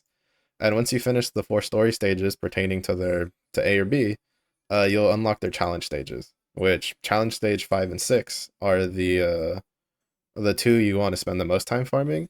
If you can farm 6 with like 2 people, that's the best one to farm with. Which with having Teo, especially once you get him like crit rate sets, you should be able to farm this maybe with like a Rachel or even an Ace as like a partner just to have their passive buff. Uh and then once you clear it, you can just do the repeat battle here. And this is really good XP. If you can't do stage 6, then you do stage 5. Stage 5 is a lot easier than stage 6. Stage 5 is what I usually do now. And then, as you're accruing the currency, you have the event shop, which has a lot of really good stuff. You get 10 of the rate up hero summon vouchers, 10 of the regular summon vouchers. This time they gave Miho for free. You get, I think it was 3, 4 key bundles. You get a bunch of gold. You get 3 extra Pookie tokens. You get 4 of the yellow eggs. The skill enhancement stones. These are really good. This is kind of the reason I was asking if you knew about this. Because with Evan, if you can get these and you can get it to buff his shield skill, and then once you get him some defense percent pieces, his shield is really good. And then you also have another like rare legendary hero ticket. This one's just Gamba. Usually they'll give you a rare, but sometimes you get a legendary. Yeah, I've been grinding this Like this is basically all of my rupee farming until today has been in the event stages to buy out all the shop because it has really good stuff. Like you basically everything I've bought out is what you want to buy out. Wasted your keys? No, to be honest, the only way you waste a key is if you is the one key you lose slamming your head against doing an adventure stage and hoping that RNG lets you pass it. That's the only way you really waste the key. But as long as you're using it to like for ruby farming or running your raids and stuff, it's like it's really hard to waste the keys in this game because you still have a full like well, it's 16 days. I'm just overly efficient because I played this game a lot. Uh and since I don't even have 7-1 unlocked, there was no reason for me to do story stages for farming over the event stages because this event stage is way better XP than any of the stage 6 stuff is. And and gives a lot more gold too. So for this one, you click like you're going to start the stage, and then down here next to the start button to the left, you see repeat battle, and then this is the basically the ruby farming menu. I will say though, because I made this mistake and I wasted keys, uh, go through this again because it does not use your settings from the adventure stage, the ruby farming. So it will not remember what settings you want. It won't remember that you want to auto swap and all this stuff. So when you go for the event, like go through this menu again to make sure everything is set the way you want it to be set before letting it rip. Because I didn't pay attention and I didn't realize that it didn't have these turned on by default. So I wasted like 200 something keys just letting it run. And it wasn't a complete waste because I got 200 keys worth of like currency, but that's like 200 keys worth of rubies that I lost out on. So it's probably the only real caveat for that. But yeah, this repeat battle is how you'll do that. Which this button is on, I'm pretty sure everything actually. So like for instance, if you don't really care for PvP, PvP also has that button when you go to the arena, which I'll just set it now because I need to do those 7. I have you ranked up to bronze.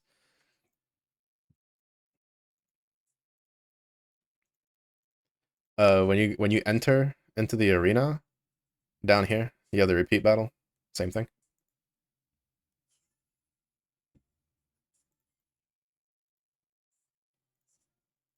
And it'll just full auto the arena and you can do something else while the arena is going off. And just not really worry about it. That's what I also tend to do. Because at least at this stage where my team is like non-existent, and then when you set it that way, you just hit minimize, right? And then go off and do other stuff. But yeah, I don't really watch the arenas and see how things are performing because I know my team's either it's kind of just RNG. Like it'll if I face someone who's swiped and got really good characters, we'll lose. If not, then we'll probably win. Because my first legendary character was Nia, and Nia is hella toxic in PvP. That is convenient. Yeah, conveniency is like the name of this game, honestly. That's why I say that like 7 nights, realistically, I don't know what it'll be because there's supposed to be a really big new content thing that we didn't have in the first game that's supposed to come out uh sometime in the next couple patches. Uh but in its current state, it's a really good like gotcha game to have to play if you especially if you're even if you're like a busy person because a lot of things you can just let run and do something else and then come back to it later. So that's why I called it like one of my main side gotcha games because I'd play a gotcha game that usually had to manual a lot of things and then I'd be running like 7 nights on the side just having it full auto doing whatever it's going to do. And then I'd come back to like 7 nights when I'd have time to do the manuals for the raids to get my gear and stuff like that. Or like watch PvP to see if like I need to change anything.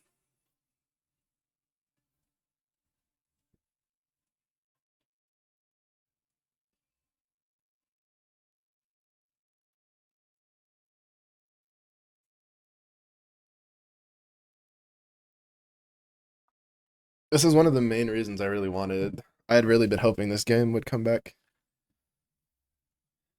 I wonder, can we do stage 6? I don't think we can do stage 6, but we're gonna try. There's nothing wrong with at least trying the next stage of the raid once especially once you've gotten like new gear and you've upgraded and enhanced. Because trying it, you only lose like a key. Liking mats the 6-star units, yeah, that's the honestly the real time gate for the for I hate this message get out of my face. Is the power up dungeon worth to buy entries early? Ah, honestly, I feel like that's like kind of like on a per person thing. I didn't buy any entries personally, right? Because especially because you have 3 tickets in the event shop. Like I would suggest getting those 3 tickets before spending rubies on it. But generally, all I do is uh you should have some material exchange chests for it. Because I think one of the pre-registration rewards gave like 100, which you can use. Like for instance, I used mine on Evan, like because they give you 100, which is enough for 2 characters. I used mine on Evan and Rachel personally. Who you use it on is well for you. I'd use it on Teo if you don't have him 6-starred yet. I don't think we can do this because I think Black Rose is gonna die on the summon. Teo, Ace, and Rachel to 6. Yeah, we can't do this. She probably has to be. Oh wait, I didn't want to retry. I just wasted a key on accident. Then then personally, I would wait, especially because reset is in 3 hours, so you'll get 2 in 3 hours.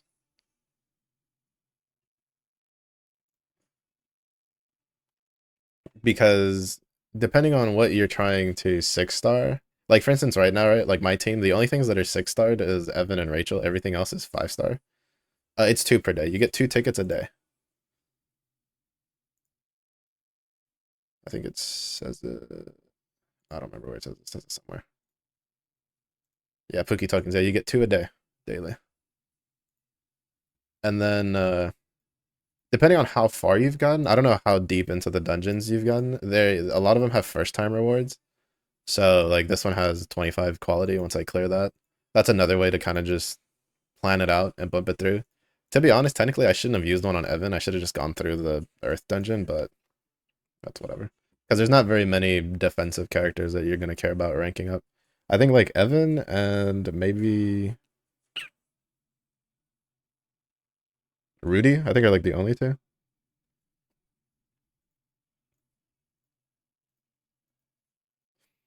It just pushes dungeons equally. Wasn't where it's so time gated. Yeah. Unfortunately, this is like the only real hard time gated content in the game, which kind of sucks, especially because there's a decent amount of power. But they have to time gate something, in all honesty, or else people like me would have be running it down. But yeah, I would say that it would be definitely do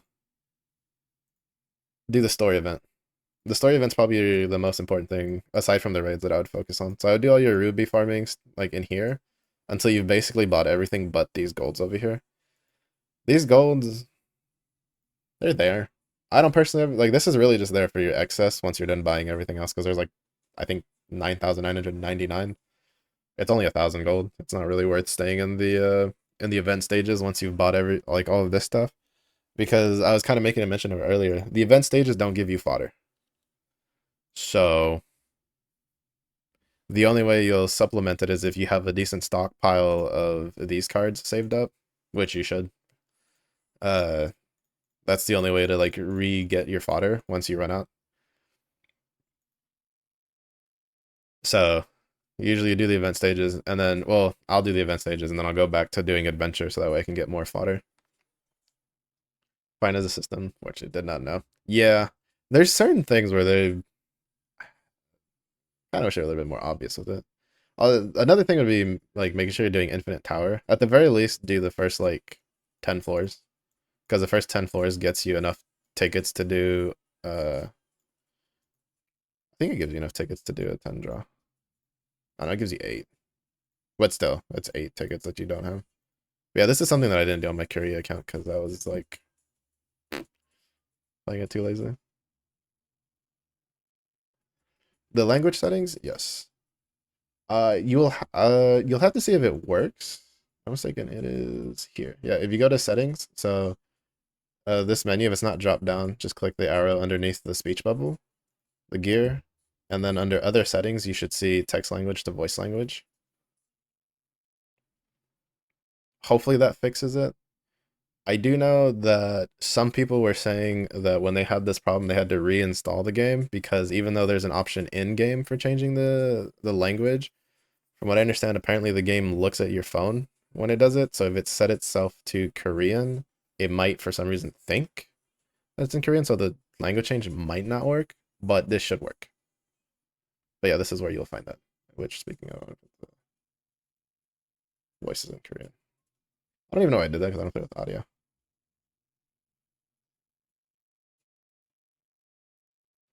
Explain this fusing thing to you. She used 2 6 stars and got two fucking green. Yeah, the fusing thing is RNG, unfortunately.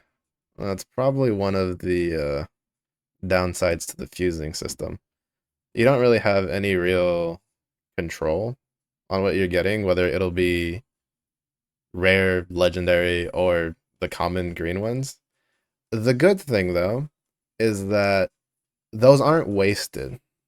Because what you're gonna use the green one, no, what you're gonna use the green ones for is your ultimate enhancing. Because in order to ultimate enhance a character, you need a 6 star character to unlock the extra slots.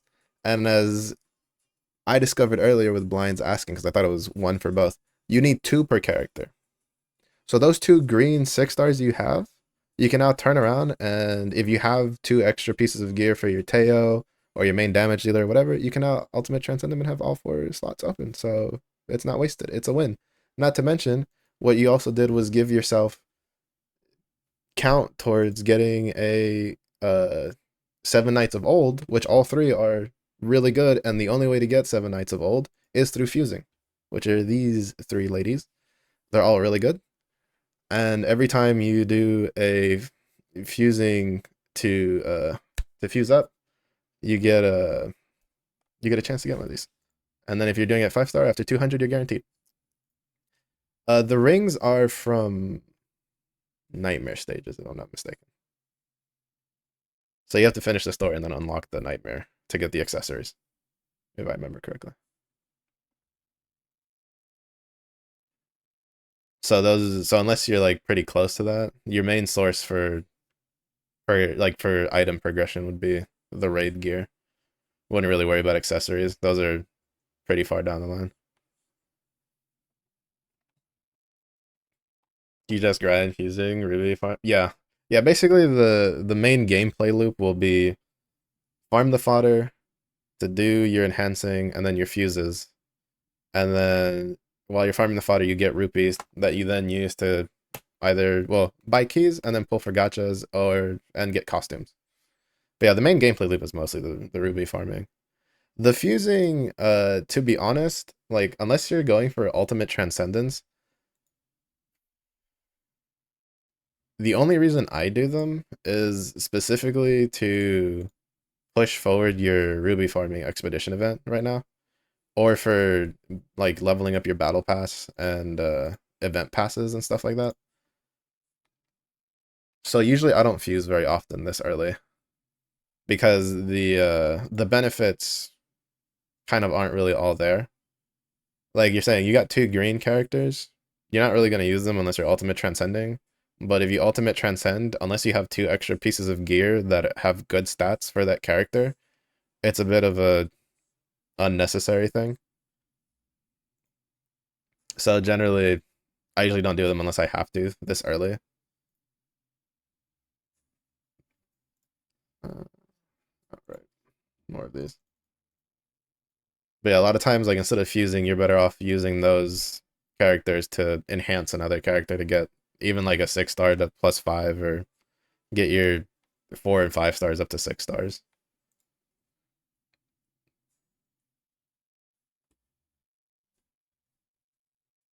But is this?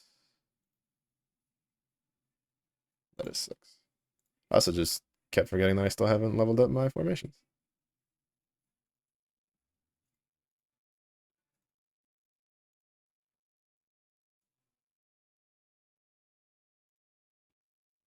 but you want to infuse those.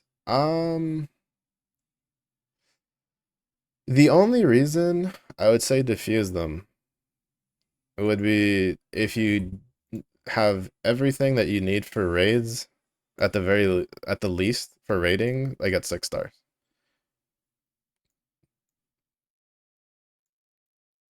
Because like fusing, especially this early, is you're kind of just gambling because you could get something really good. Like you could have gotten, for instance, a 6 star snipper, Jupi, Yuri, like anything, like any like main DPS raid unit. You could have gotten a 6 star like legendary, but the chances for that are still pretty low. That if you don't have like everything 6 star that you use actively, like if your Evan isn't 6 star, your Yui isn't 6 star, your power up dungeon units aren't 6 starred, the value of fusing is heavily outweighed from use by like instead of fusing if you like it's vastly better to enhance with that fodder than to fuse in the current moment this early on because the amount of benefit you'll get from a +5 enhancement is much more than gambling on whether or not you'll get a good unit for from fusing two characters together, if that makes sense. Like eventually you like fusing will become one of your main things that you'll do instead of enhancing because you'll just run out of things to enhance. So the only thing you have left to do is fuse things, so then ultimate enhance, to then hopefully get 7 Knights of Old. But at this starting point in the game, fusing is unless you're doing it for missions, there's it's not as beneficial as just using that to further enhance and then rank up your characters off of enhancing them.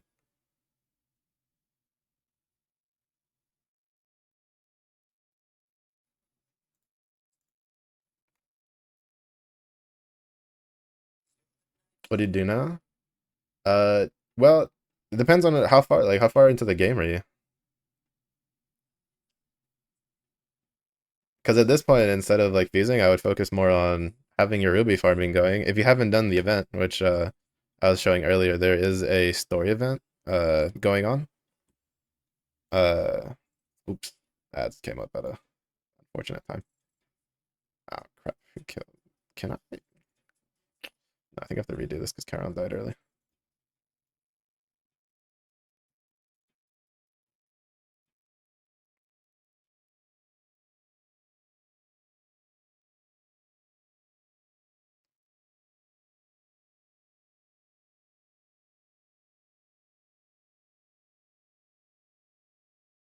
It was one of the bad RNG. We just got focused by the boss.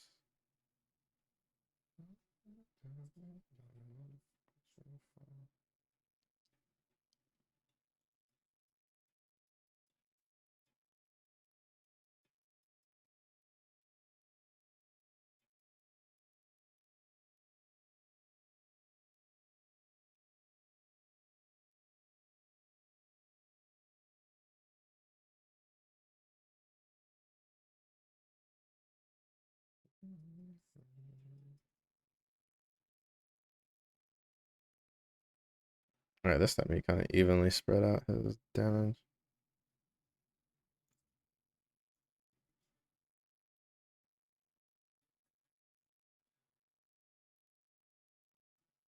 Sometimes that's kind of annoying when the boss just kind of like hits the same person like 4 times.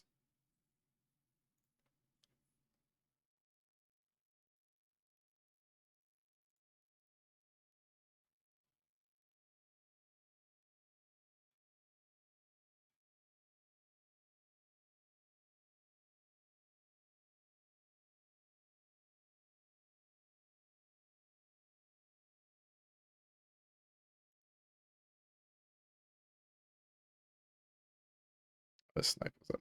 Oopsie.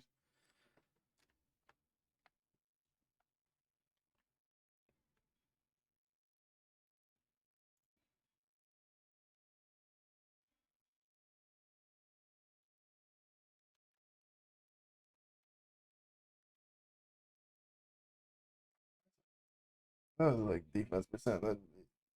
Well, actually, the rest of the stats actually kind of bad too. But still. Transcendence, Evan got 2 blue stars. For Transcendence, if your Evan isn't six starred, they will not get the skill benefit. They'll get the stat benefit, but they will not get the skill benefit from the Transcendence. So it's something that they don't do a very good job of explaining. But like this won't be active until you six star him. You'll get the defense increase, but you won't get this for the skill. Also, in your question, Giggles, for what else to do is, well, basically everything else. If you haven't done Infinity Tower for a while, see how far you can push into the Infinity Tower. You have there's the raids. Uh, if you don't have all of your raid units six starred, instead of fusing, I would use all of your fodder to enhance and rank them up. I'm assuming since you're almost to World 9, your main story team is at the very least like all, if not most, are six starred. So you could do that. If you still just want to focus on, well, to be fair, your story team, if you've done all that, then it would just be get your story team up to +5, six star +5, which at that point I would suggest fusing together the 3 stars to get 4 stars and then use the 4 stars for that. It kind of depends on each person. Some people just like yeeting all their 3 stars at it, just praying. That takes a decent amount of gold.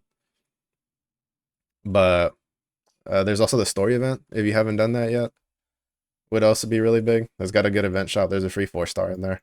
It's got skill enhancement stones that you're gonna want. Pookie tokens. I don't know why they call that Pookie tokens. But yeah, for the Transcendence, all of the skill effects don't take effect until the character is six starred. I do not remember if it says it in the game. I don't think it does. Let me see on a character that isn't six star. Oh, it tells you. Okay, this is what this is supposed to mean. This six next to it, that's what that's supposed to mean. Is that at 6 stars it gains that extra bonus. And then there's, which is different from this enhancing skills. Which one's the other ones? Need a third copy to unlock it. No. If they're already Transcendence 2, as soon as it hits 6 star, that bonus will then be active. The only thing more characters does is to further transcend the character, which then for Evan is really good because then he gains you get block rate boost on his shield skill, which increases the survivability drastically. But no, yeah, no. As long as you have him already transcended, once he hits 6 star, that bonus will actively just turn on, and you won't have to spend another one to like unlock it.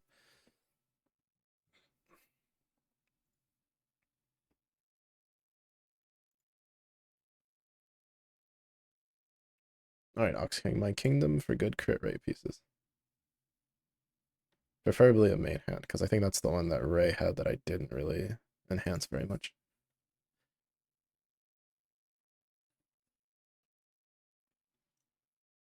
I also need like crit rate for Jupiter. Ugh, I hate Jupiter. There's a lot of people that like Jupiter. I don't like Jupiter. I am not a Jupiter enjoyer, personally.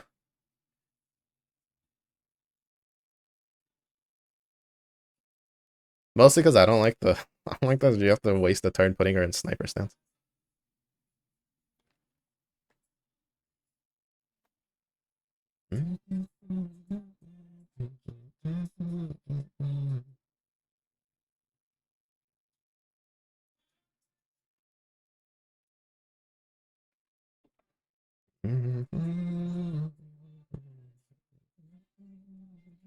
Yeah, I'm not sure why they don't make it a bit more obvious that at the very least, I feel like when you click it in the written portion, it should tell you that that skill effect is only active at 6 star. I didn't see it when skimming through the actual like the words. It wasn't because I saw the little 6 star icon, which to be fair tells you nothing. Just having it there.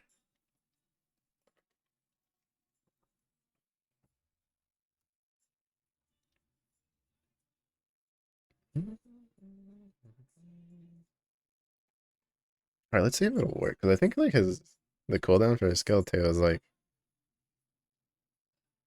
half a second too slow.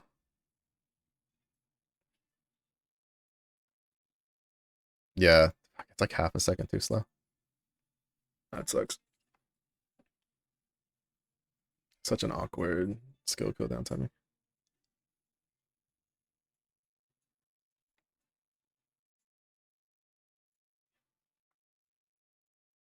Block right.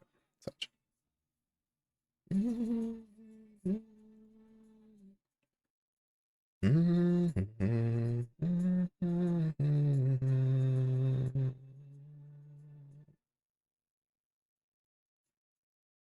All right, probably go for like another 30 minutes or so. Then I'll wrap it up for today.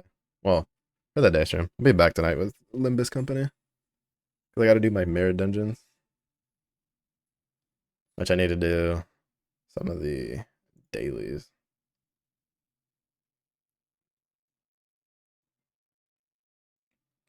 But yeah, 7 nights, a lot of it is you got to kind of find a rhythm for yourself, how to go through it. That's probably like one of the hardest things that, because I watched a lot of the videos for uh,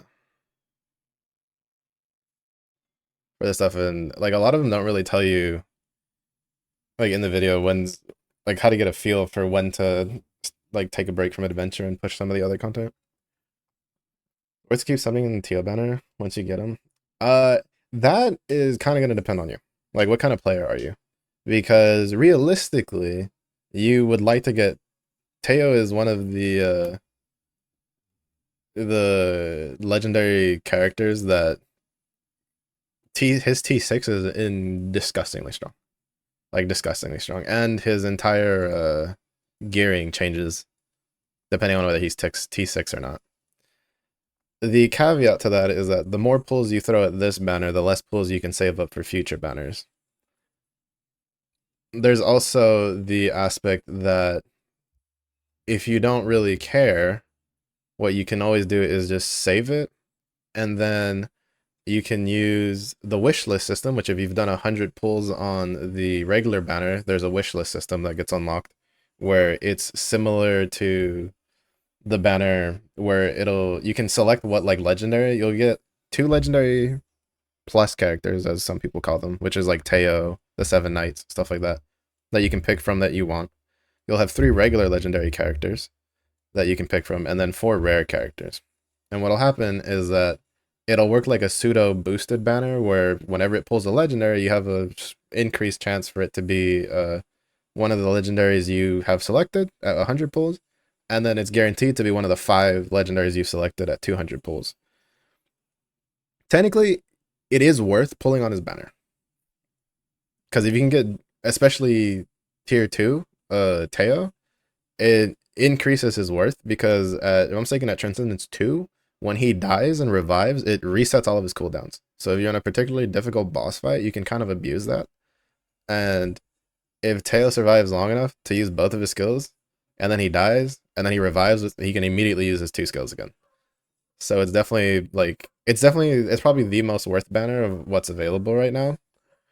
That being said, if you're like me, I'm a bit more of a collector kind. So once I get the character once, I'm chilling. Not to mention, Klahan is really good for farming. It's been discovered that he's not like as busted as Teo, but he's considered one of the best farming units at the moment. Hold on a second. Maybe not one of those, but he's up there because he has two all attack skills, and he gives himself a physical boost. But and if you like Muay Thai, it's pretty cool. Miho, well, you get her for free. To be honest, she's kind of mostly a Castle Rush character, so I really wouldn't worry about her too much. But out of the current banners available, if you want to keep doing pulls, Teo's banner is the best one by far, because Teo is not probably. Teo is for what we're assuming, if it's similar to the original 7 Knights one, gracias palabra, Teo is probably one of the most future-proofed characters you can have right now. He's never gonna go bad. He's probably gonna be the strongest farmer in the game for a long time until they make another person like him. Which if they do the first one, you're not gonna see another farmer like him. So it's definitely not bad to keep pulling on this banner to get more Teos. I don't have a Teo, so I'm gonna pull on this banner. He hates me, you know. Sobs. Oh shit! Look at all the rare characters though. Uh, but you can't go wrong trying to get more Teos. It's just that in doing so, be aware that if you try to chase all the way, the whole way through, you could potentially have a character that comes out after that you want that you might not have enough currency for. That being said, it is a 2 week banner. There's still 12 days left. There is nothing wrong with throwing like another week's worth of pulls at it and then deciding if you want to stop there. Because you can still also get other characters along the way. There's a lot of really good characters still. Like, for instance, if you luck out and get Biscuit, Biscuit future proofs you for every single one of the raid fights. She's one of the best buffers. You'll use her sometimes instead of Lena, with Lena. She's disgustingly good because this exists. Gives you boss damage, weakness hit chance boost on your main DPS character. She's really good. Who else is good? If you can get Yunhee, Yunhee and Teo make up most people's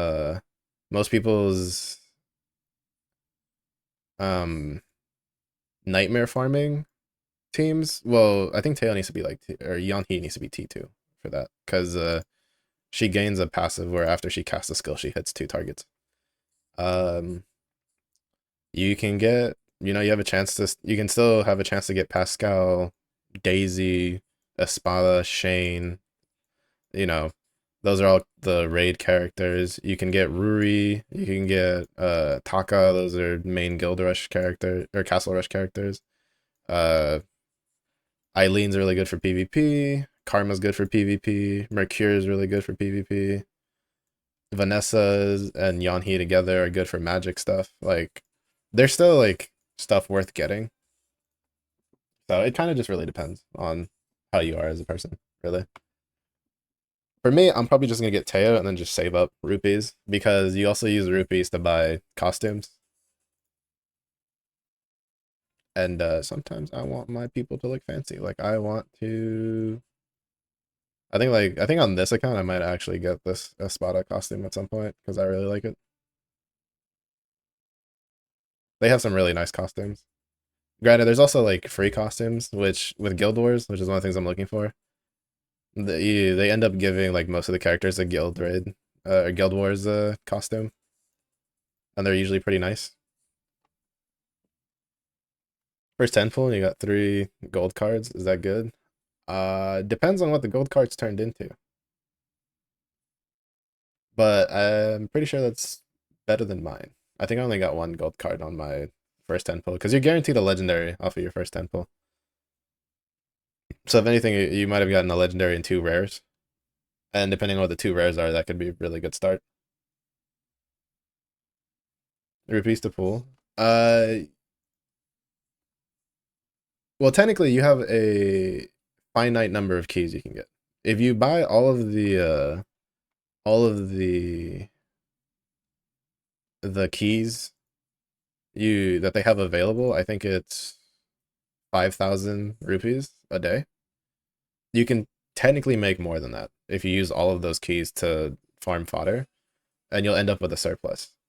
But the main things for rupees is keys and gotcha pulls, basically. Especially if you're like me who just buys the first like 50 rupees, like the first 20. I only buy the first 20 because that's only like 1,000 rupees, and then I yeet the rest at like gotcha or I save up. It kind of just really depends. That's one of the nice things about Seven Nights, I feel. Is stuff like that kind of just there is no right or wrong answer, right? Like if you don't want to like if you want to throw your rupees at pulls, feel free. Go ahead. It's mostly recommended you should at least buy the first 20 like key packs because those are worth more than a 10 pull in worth of like when translated to fodder leveling. So but beyond that is kind of like up to you. Like if you want to buy the second pack, some people buy like half of the 80 rupee ones and stuff like that. There's Really, the only real kind of hard and fast rule is you generally want to buy the first 20, and then after that you can just do whatever you want with the rupees. You want to save them up, buy costumes, buy costumes. You want to save them up and use them on gacha, use them on gacha. You want to buy more keys, use more keys.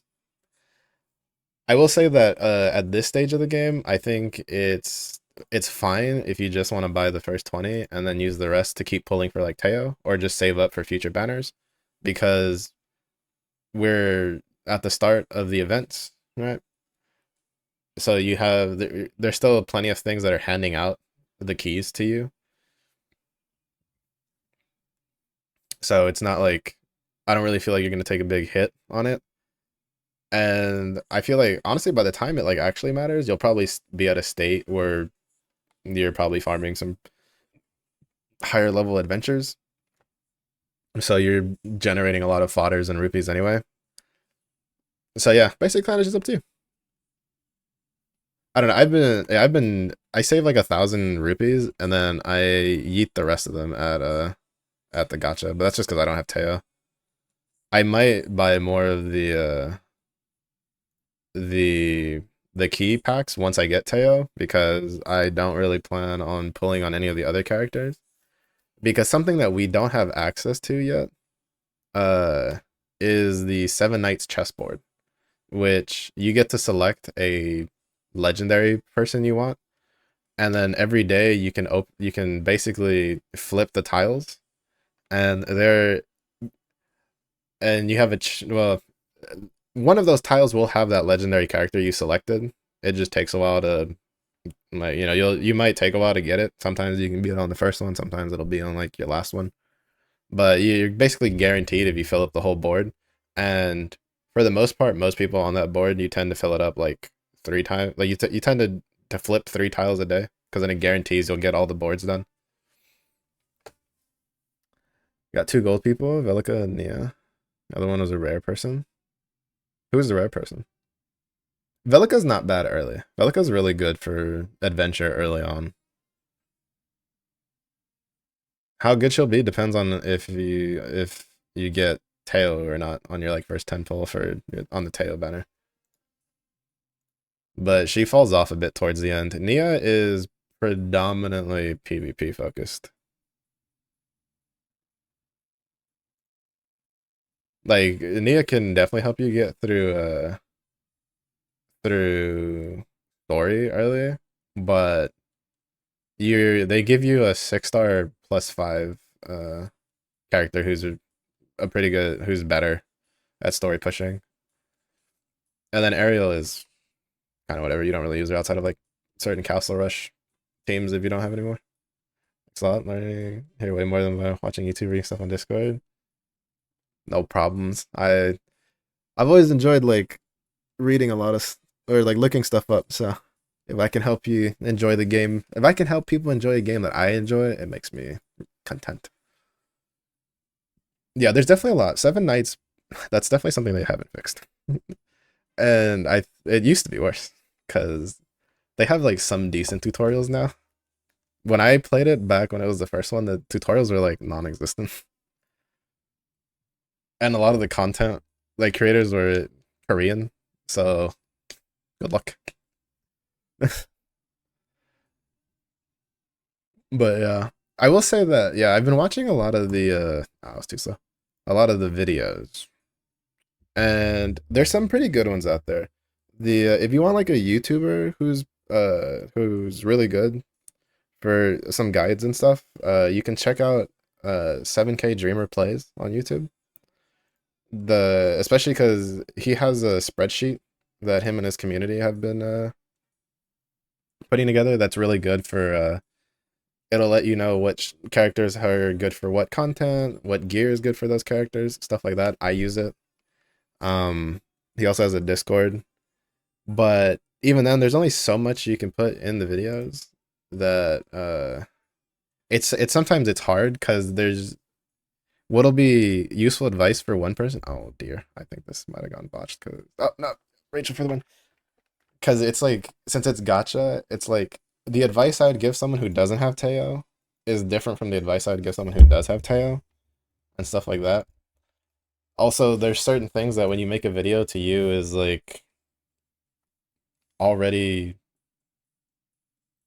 kind of routine, so you don't really think about whether someone knows it or not. Like for instance, the question of how to like navigate to like the egg menu for your pets. If I made a video, I wouldn't have thought of like adding a little side tangent in a video there, you know, unless someone asked me, because to me, I already know where it is, so it's kind of just something. And when you start using it, you kind of don't really forget because there's a big exclamation point when the eggs are ready to hatch on it. But you know, when a player doesn't know, it's like, well, where is the setting at? You know. So it's just a byproduct of Seven Nights in general, is that there's a lot of like general advice that kind of lets a lot of other specific things kind of fall through the floor. Like I will also say that there's been a lot of content I've seen of people who kind of just don't know because this is their first time playing it, or they didn't pay attention to the Korean version. I did watch a video earlier, or I watched a couple videos where people mentioned they played on the Korean version and they stopped playing on the Korean version, and then came back for the global release. I'm assuming maybe it's because they didn't have like the English patch, because there was an English patch you could download before they added the official one to play it. But it's just like sometimes if you do stuff like that, you'll miss out on things because they've changed some things here and there throughout the patch as it went through. But it's just really a byproduct of the fact that Seven Nights is a game that it fits basically everybody's kind of speed. You know, if you're just looking for a game where you just want to like full auto something, you know, just dump your daily keys and then not worry about it, can do that. It's you're not really gonna miss out on much. You'll be behind everybody else, but you know, you'll still make the you'll still be making rubies. You'll still be filling up because like on my Korean account, that's what I mostly did. I didn't really use my key chests at all. You kind of just ran through it, and I think like 50,000 rupees on that account, just sitting there doing nothing because I don't really pull. Meanwhile, you want to be really min maxy with stuff, you can, because there's definitely number crunchies and stuff like that.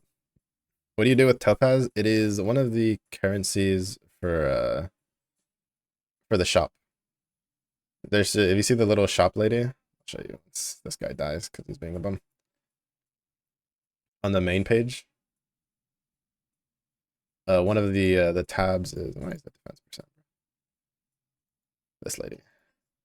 She has on the exchange shop for Topaz. But I'm thinking Topaz is from Swipey Swipe.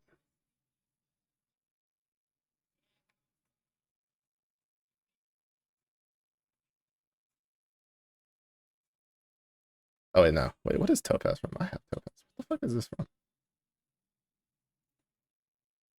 No, yeah, it is from this. Wait, is it just from Pope?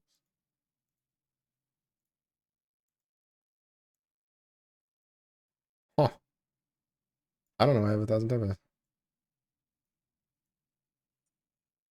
Maybe it is from the pulls. I always thought Topaz just came from the from buying stuff.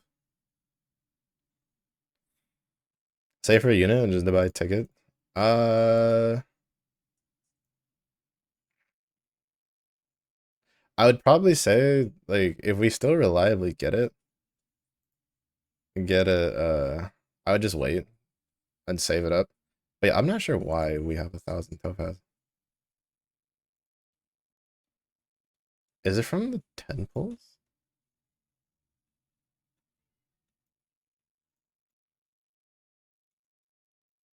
I don't think so. How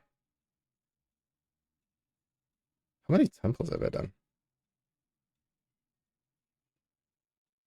10, technically 12? 12 temples? 1090? That math doesn't add up. Yeah, honestly, I wouldn't worry about Topaz because usually Topaz, from what I understand, is from buying stuff. Right, like you see it here, right? 399 bonus, 60 Topaz, 99 Topaz, uh 300 Topaz, 790 Topaz. These tickets, honestly, like don't buy these tickets though. The hero summon vouchers, this one's just for the basic banner. never really worth spending rupees or any sort of currency that's not just like event currency on these specific ones because they're not the rate up ones, and you can buy some from like you can get one a day for 80,000 gold from her, and then sometimes your general shop will have them, and you can just buy that from there. But to be honest, I just ignore the topaz tab for now. Yeah, because clicking the plus just leads you to the spending money. I'm assuming that they might have given that to us with maybe it's like a pre-registration thing, which would basically indirectly be them baiting you to potentially spend money to get more. Because if they do regularly hand this out, the best thing to do would be to either buy Pascal or Espada.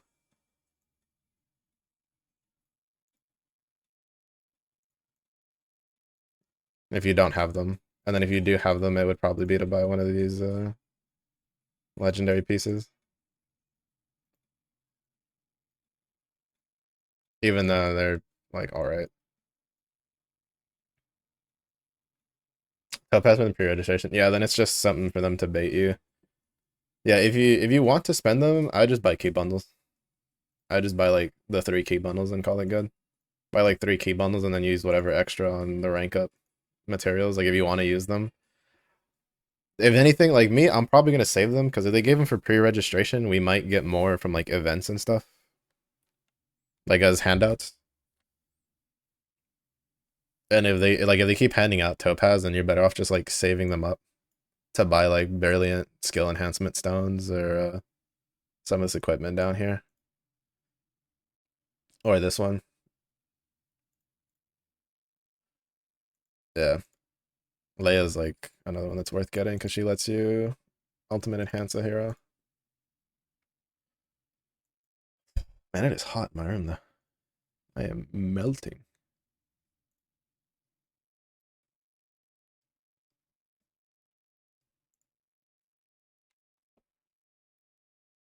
We've at least gotten a decent number of equipment that's usable, thankfully. My luck like earlier before stream was really bad. I kept getting like crit pieces with defense percent and then getting defense pieces with like crit damage, and I was ready to cry.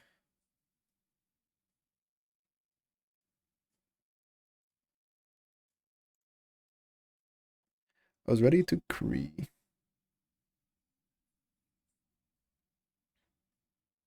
That's kind of sneaky though. Giving topaz for the pre-registration. Oh, I know what it is. It's if I'm thinking that's because of the fact that they gave us the free quote unquote like $100 pack. I think that's where that topaz came from. Because that was one of the like advertisement things. One of them was like, "Oh, you get Shane, or you get Rachel, Ace, and this bird."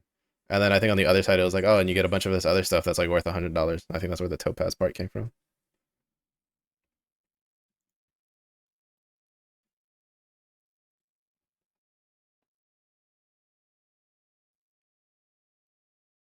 Yeah, the like if I'm saying the 100 pack is where is the reason we have the like the 100 material chest for the element stuff.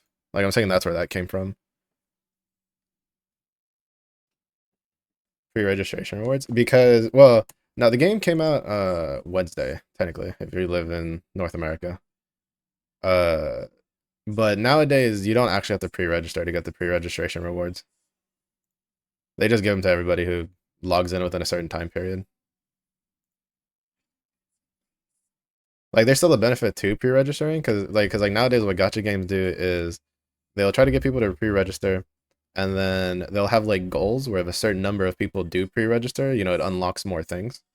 And then but you don't have to be pre-registered in order to get the rewards like you used to. Because I remember, sheesh, I remember back in the day, you had to pre-register with your email, and then they would email you a code that you would then have to put on your account to. I'd have to sit there and remember and be like, wait, is this the one that I need a code for? Or is this the one that's already attached to the account? Like, I'm so glad you don't have to do that stuff anymore. I think they came to realize that it didn't really do much difference. Remember that the good old days when you were like a child? My good old days when I was in high school. You got to be so cold. Actually, not even then. I was in university when I first played gotcha games because I didn't have a smartphone until university, which was a hand me down. Yeah, see, this is one of the cases where you can't really full auto because this was one of the instances where a lot of his attacks was hitting Black Rose, and if she dies, you have to restart your run. So I had to pop a heal there before popping the snipe, and even then I might have to crap. Yeah, I have to restart. Yeah, unfortunately, that's why it's like sometimes like you can't if you're this early if it's before tier 10, uh, you shouldn't even be thinking about full autoing your rids because you just never know when a boss is gonna, I don't know, appreciate Black Rose's outfit more than. Oh, I also just realized we're on. No wonder we're on stage 6 again. Anyway, whatever. I will at least attempt it again. Yeah, because my Black Rose, like her equipment's not very good, so she doesn't have a lot of HP. And then I don't have good stuff on Charon, so he's not healing for as much as he could be.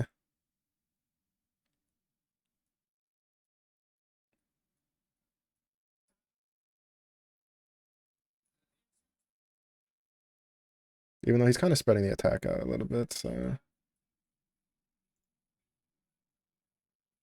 Falling Adventure. One girl's ability one taps everything, so don't worry, you're fine. Yeah, you won't really have a run into a problem until, I don't know, probably stage 4.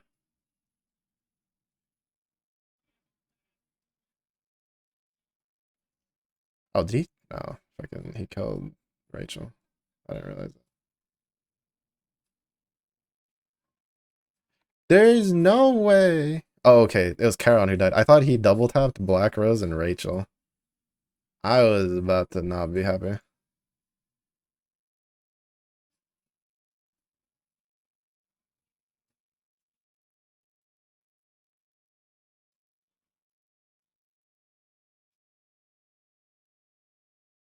Yeah, no, we can't clear this red.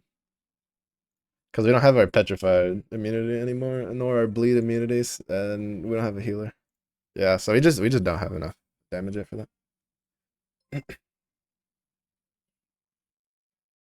Experience how long it would take until we can get to story 11. Oh, that one's a bit tricky because that one kind of falls down to how much time you spend farming raid gear, how lucky you get on your gotcha. I feel like Owl Anomander? I apologize if I butchered your name. I'm kind of tired and it's hot in my room. But thank you for the follow. I do appreciate it. Please enjoy your stay. Um, I would say reasonably within like a week or two. If you spend a good amount of time focusing on doing your raids and getting raid gear, and you get lucky with like good raid drops, probably no more than like 2 weeks. Like at worst, like worst case scenario, like 2 weeks. You could probably get it like within a week if you get like if you get good crit rate pieces to drop. I mean like if you decide to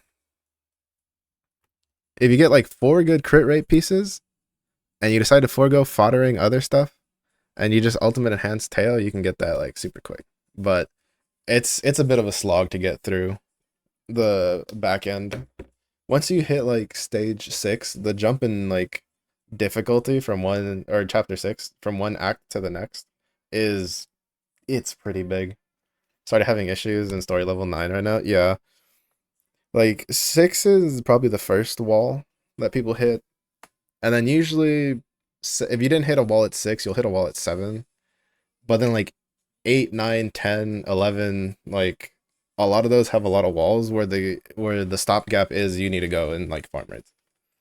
And so a lot of it's just going to depend on how long it takes the RNG lords to bless you with good gear.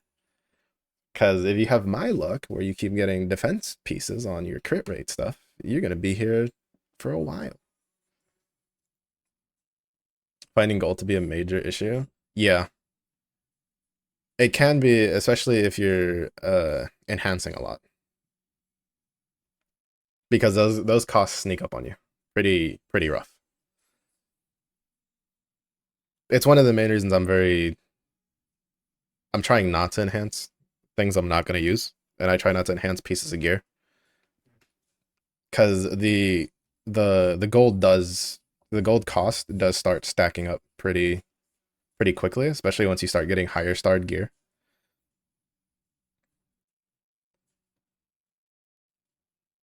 It's one of the big reasons why a lot of like older players were really surprised when they did the rebirth and they kept uh the they kept the whole feature of you have to spend gold to remove equipment because that was one of the features we hated the most back in the day. That was one of the features we wanted gone back in the day. Nobody liked that feature. And like a decent number of content creators that I used to watch that came back for Rebirth, it was just like they were just like, "Why is this here?" when they're on the Korean version.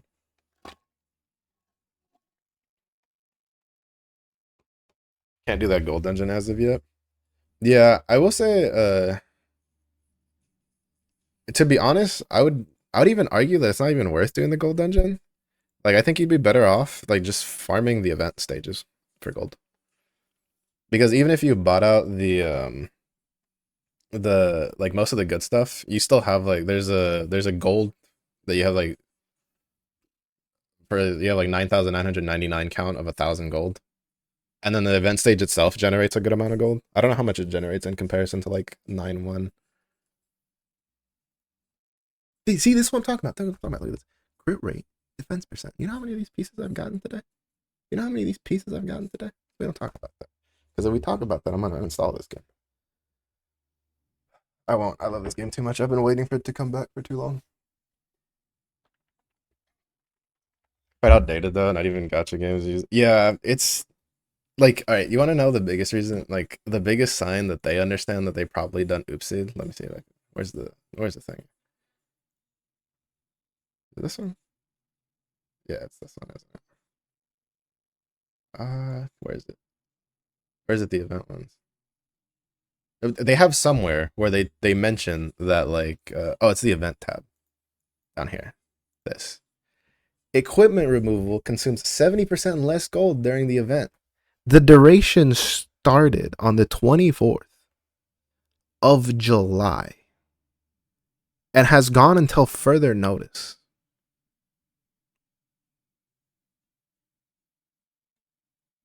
Just get rid of the fucking gold cost. There's plenty of other shit that's like expensive. Pardon my French, but it's just like that's probably like one of the only things I hate about this game. It's the stupid gold cost. Because like if you haven't tried enhancing your pets, the amount that it costs to rank up and enhance your pet is ridiculous. It is so expensive. Like it is such a hard gold sink that it's just unnecessary. Yes, 70% is rough. Yeah. So like imagine that, right? Because this came out I think just about 4 months ago, right? So I think it was originally like May, June, right? Was when it first came out in Korea. And then they started an event in July to reduce the cost by 70%. That tells you all you need to know. But yeah, for gold, like realistically, especially because unless you have everything to 6 star, I really don't think the gold dungeon's worth running. Especially not with an event going right now. Because it's just the amount of this stuff that we need is just I don't really think it's worth the Pookie tickets. If the gold dungeon didn't cost like a Pookie token, I would do it. But for a Pookie token, I just don't think it's worth personally. There's a decent source to get eggs though. They usually do a pretty good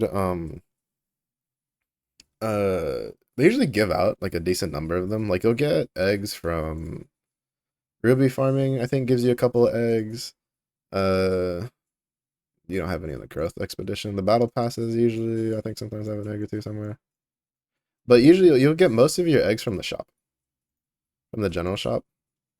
Sometimes these will roll like even the yellow eggs. They'll roll like all the.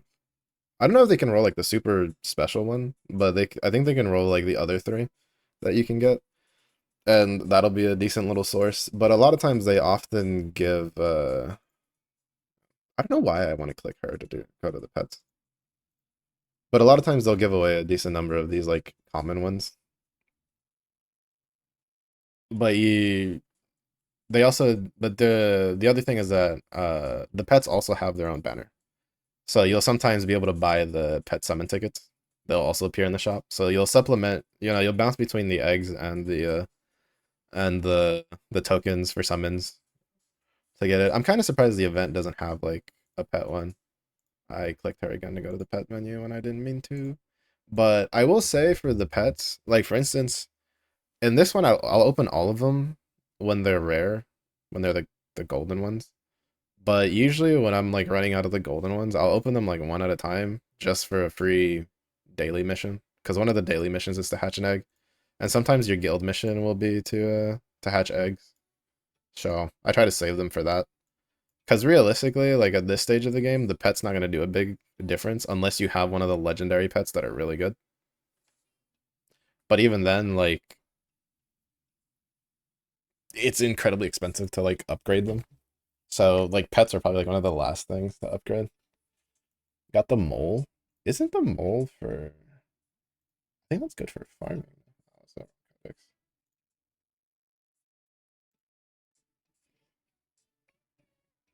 yeah, but that's one of the ones that gives you like stuff. Yeah, yeah. This will be really good. He doesn't show his worth until later on, but when you get into Nightmare, that accessory drop rate increase is it's going to pay back dividends. Not to mention they gave everybody the bird, which arguably is borderline useless, but when you have nothing else, an all attack boost is better than nothing. Luckily, I was able to get this one, which is a different damage boost modifier, so he's like slightly better than the bird. The airy guy? I don't remember all the pets' names. Oh, that one looks cute. Oh, you're set for fodder. Holy. Hero drop rate from adventure increased 10%. Bro, and you're farming and like stage 9. I think is Act 9 when you start getting well no I think from Act 7 you start getting like a chance to get a legendary card. I've been playing for so long that it reset the timer on. Like to be honest, like these are all good. Cause you'll arguably get more use out of these guys than you will out of some of the other pets. Cause like the mimic gives you gold. So if you ever get the mimic, you get 10% more gold. Um the moles will show more worth later on. Because accessories like they'll be you get them from Nightmare and it could take a while to get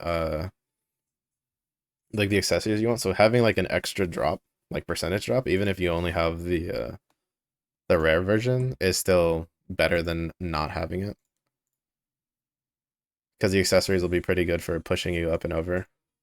What does Mick do? Oh, he's the upgraded gold one. But yeah, like none of the pets are bad except for the one they gave us. Bad in the case that you will vastly have replacements for them, like very quickly. Some are more niche than others, but this one's like he's good early on. It's just a free like attack boost. You really want to replace him with either the crit rate one, which I think yeah, Nina, because she gives crit rate, which early on is really good because crits honestly it's kind of understated in the game how important crit is. There's certain characters that will specifically be like deals more damage with crit, deals a second hit if they crit, like stuff like that. But all in all, everything wants the crit. Like it's just a really good damage modifier. Feng is not used as much because he's crit damage. And usually most characters that care about their crit damage will have something that boosts it, or you'll get most of it from stats. Uh, who's really good? There's a couple of niche ones, like you have Paragon, who if you're running like a tank team in PvP, he's pretty good because he gives you more defense, so it makes your tank team even more toxic. If you're running a magic team, Note gives you magic attack boost. Generally, for the most part, the specific boost types are better than the generic boost types, just because of the way the math works. I forget who the physical damage one is. I think this one's status. Yeah, effect hit rate boost. If you're being a toxic effect hit rate PvPer, this one's a good one to use until you get the legendary ones. Yeah, physical attack boost. This one's good in your physical teams. And then there's obviously like the special pets, which these are the ones that everybody wants. I think Yunji is the one that's yeah, the upgrade for the magic boost for your magic team. That's the one that you really want for like your Pascals and stuff. I think Dello is the physical version. Oh no, he's a crit rate boost one. But yeah, the pets are predominantly just like a little bonus on top. They're not really like a make or break this early into the game. They're definitely a make or break once you get to the higher stages of like raids and into like the nightmares and stuff. Because there's only so many different ways you can buff the damage on your character. But that is going to be it for this stream. I will probably be back tomorrow with more Seven Nights because I need to be grinding more. It'll kind of depend if I have to do something tomorrow, but and that's what I'm going to call it for the day stream. I'll be back tonight for Limbus Company, so y'all can feel free if you have any more Seven Nights question. I'll always answer questions for like any other gacha games I play, even while I'm like playing something else. So if you ever have any questions for Seven Nights, you can feel free to jump in, and I'll do my best to answer them. So thank you everybody for watching. Though I do appreciate it. If it is early in day for you, I hope you have a good day. If it's late in day for you, hope you rest well. Stay safe, stay hydrated. Thank you for the follow. I do appreciate it. And I'll see y'all in the next one. Oh, bye bye.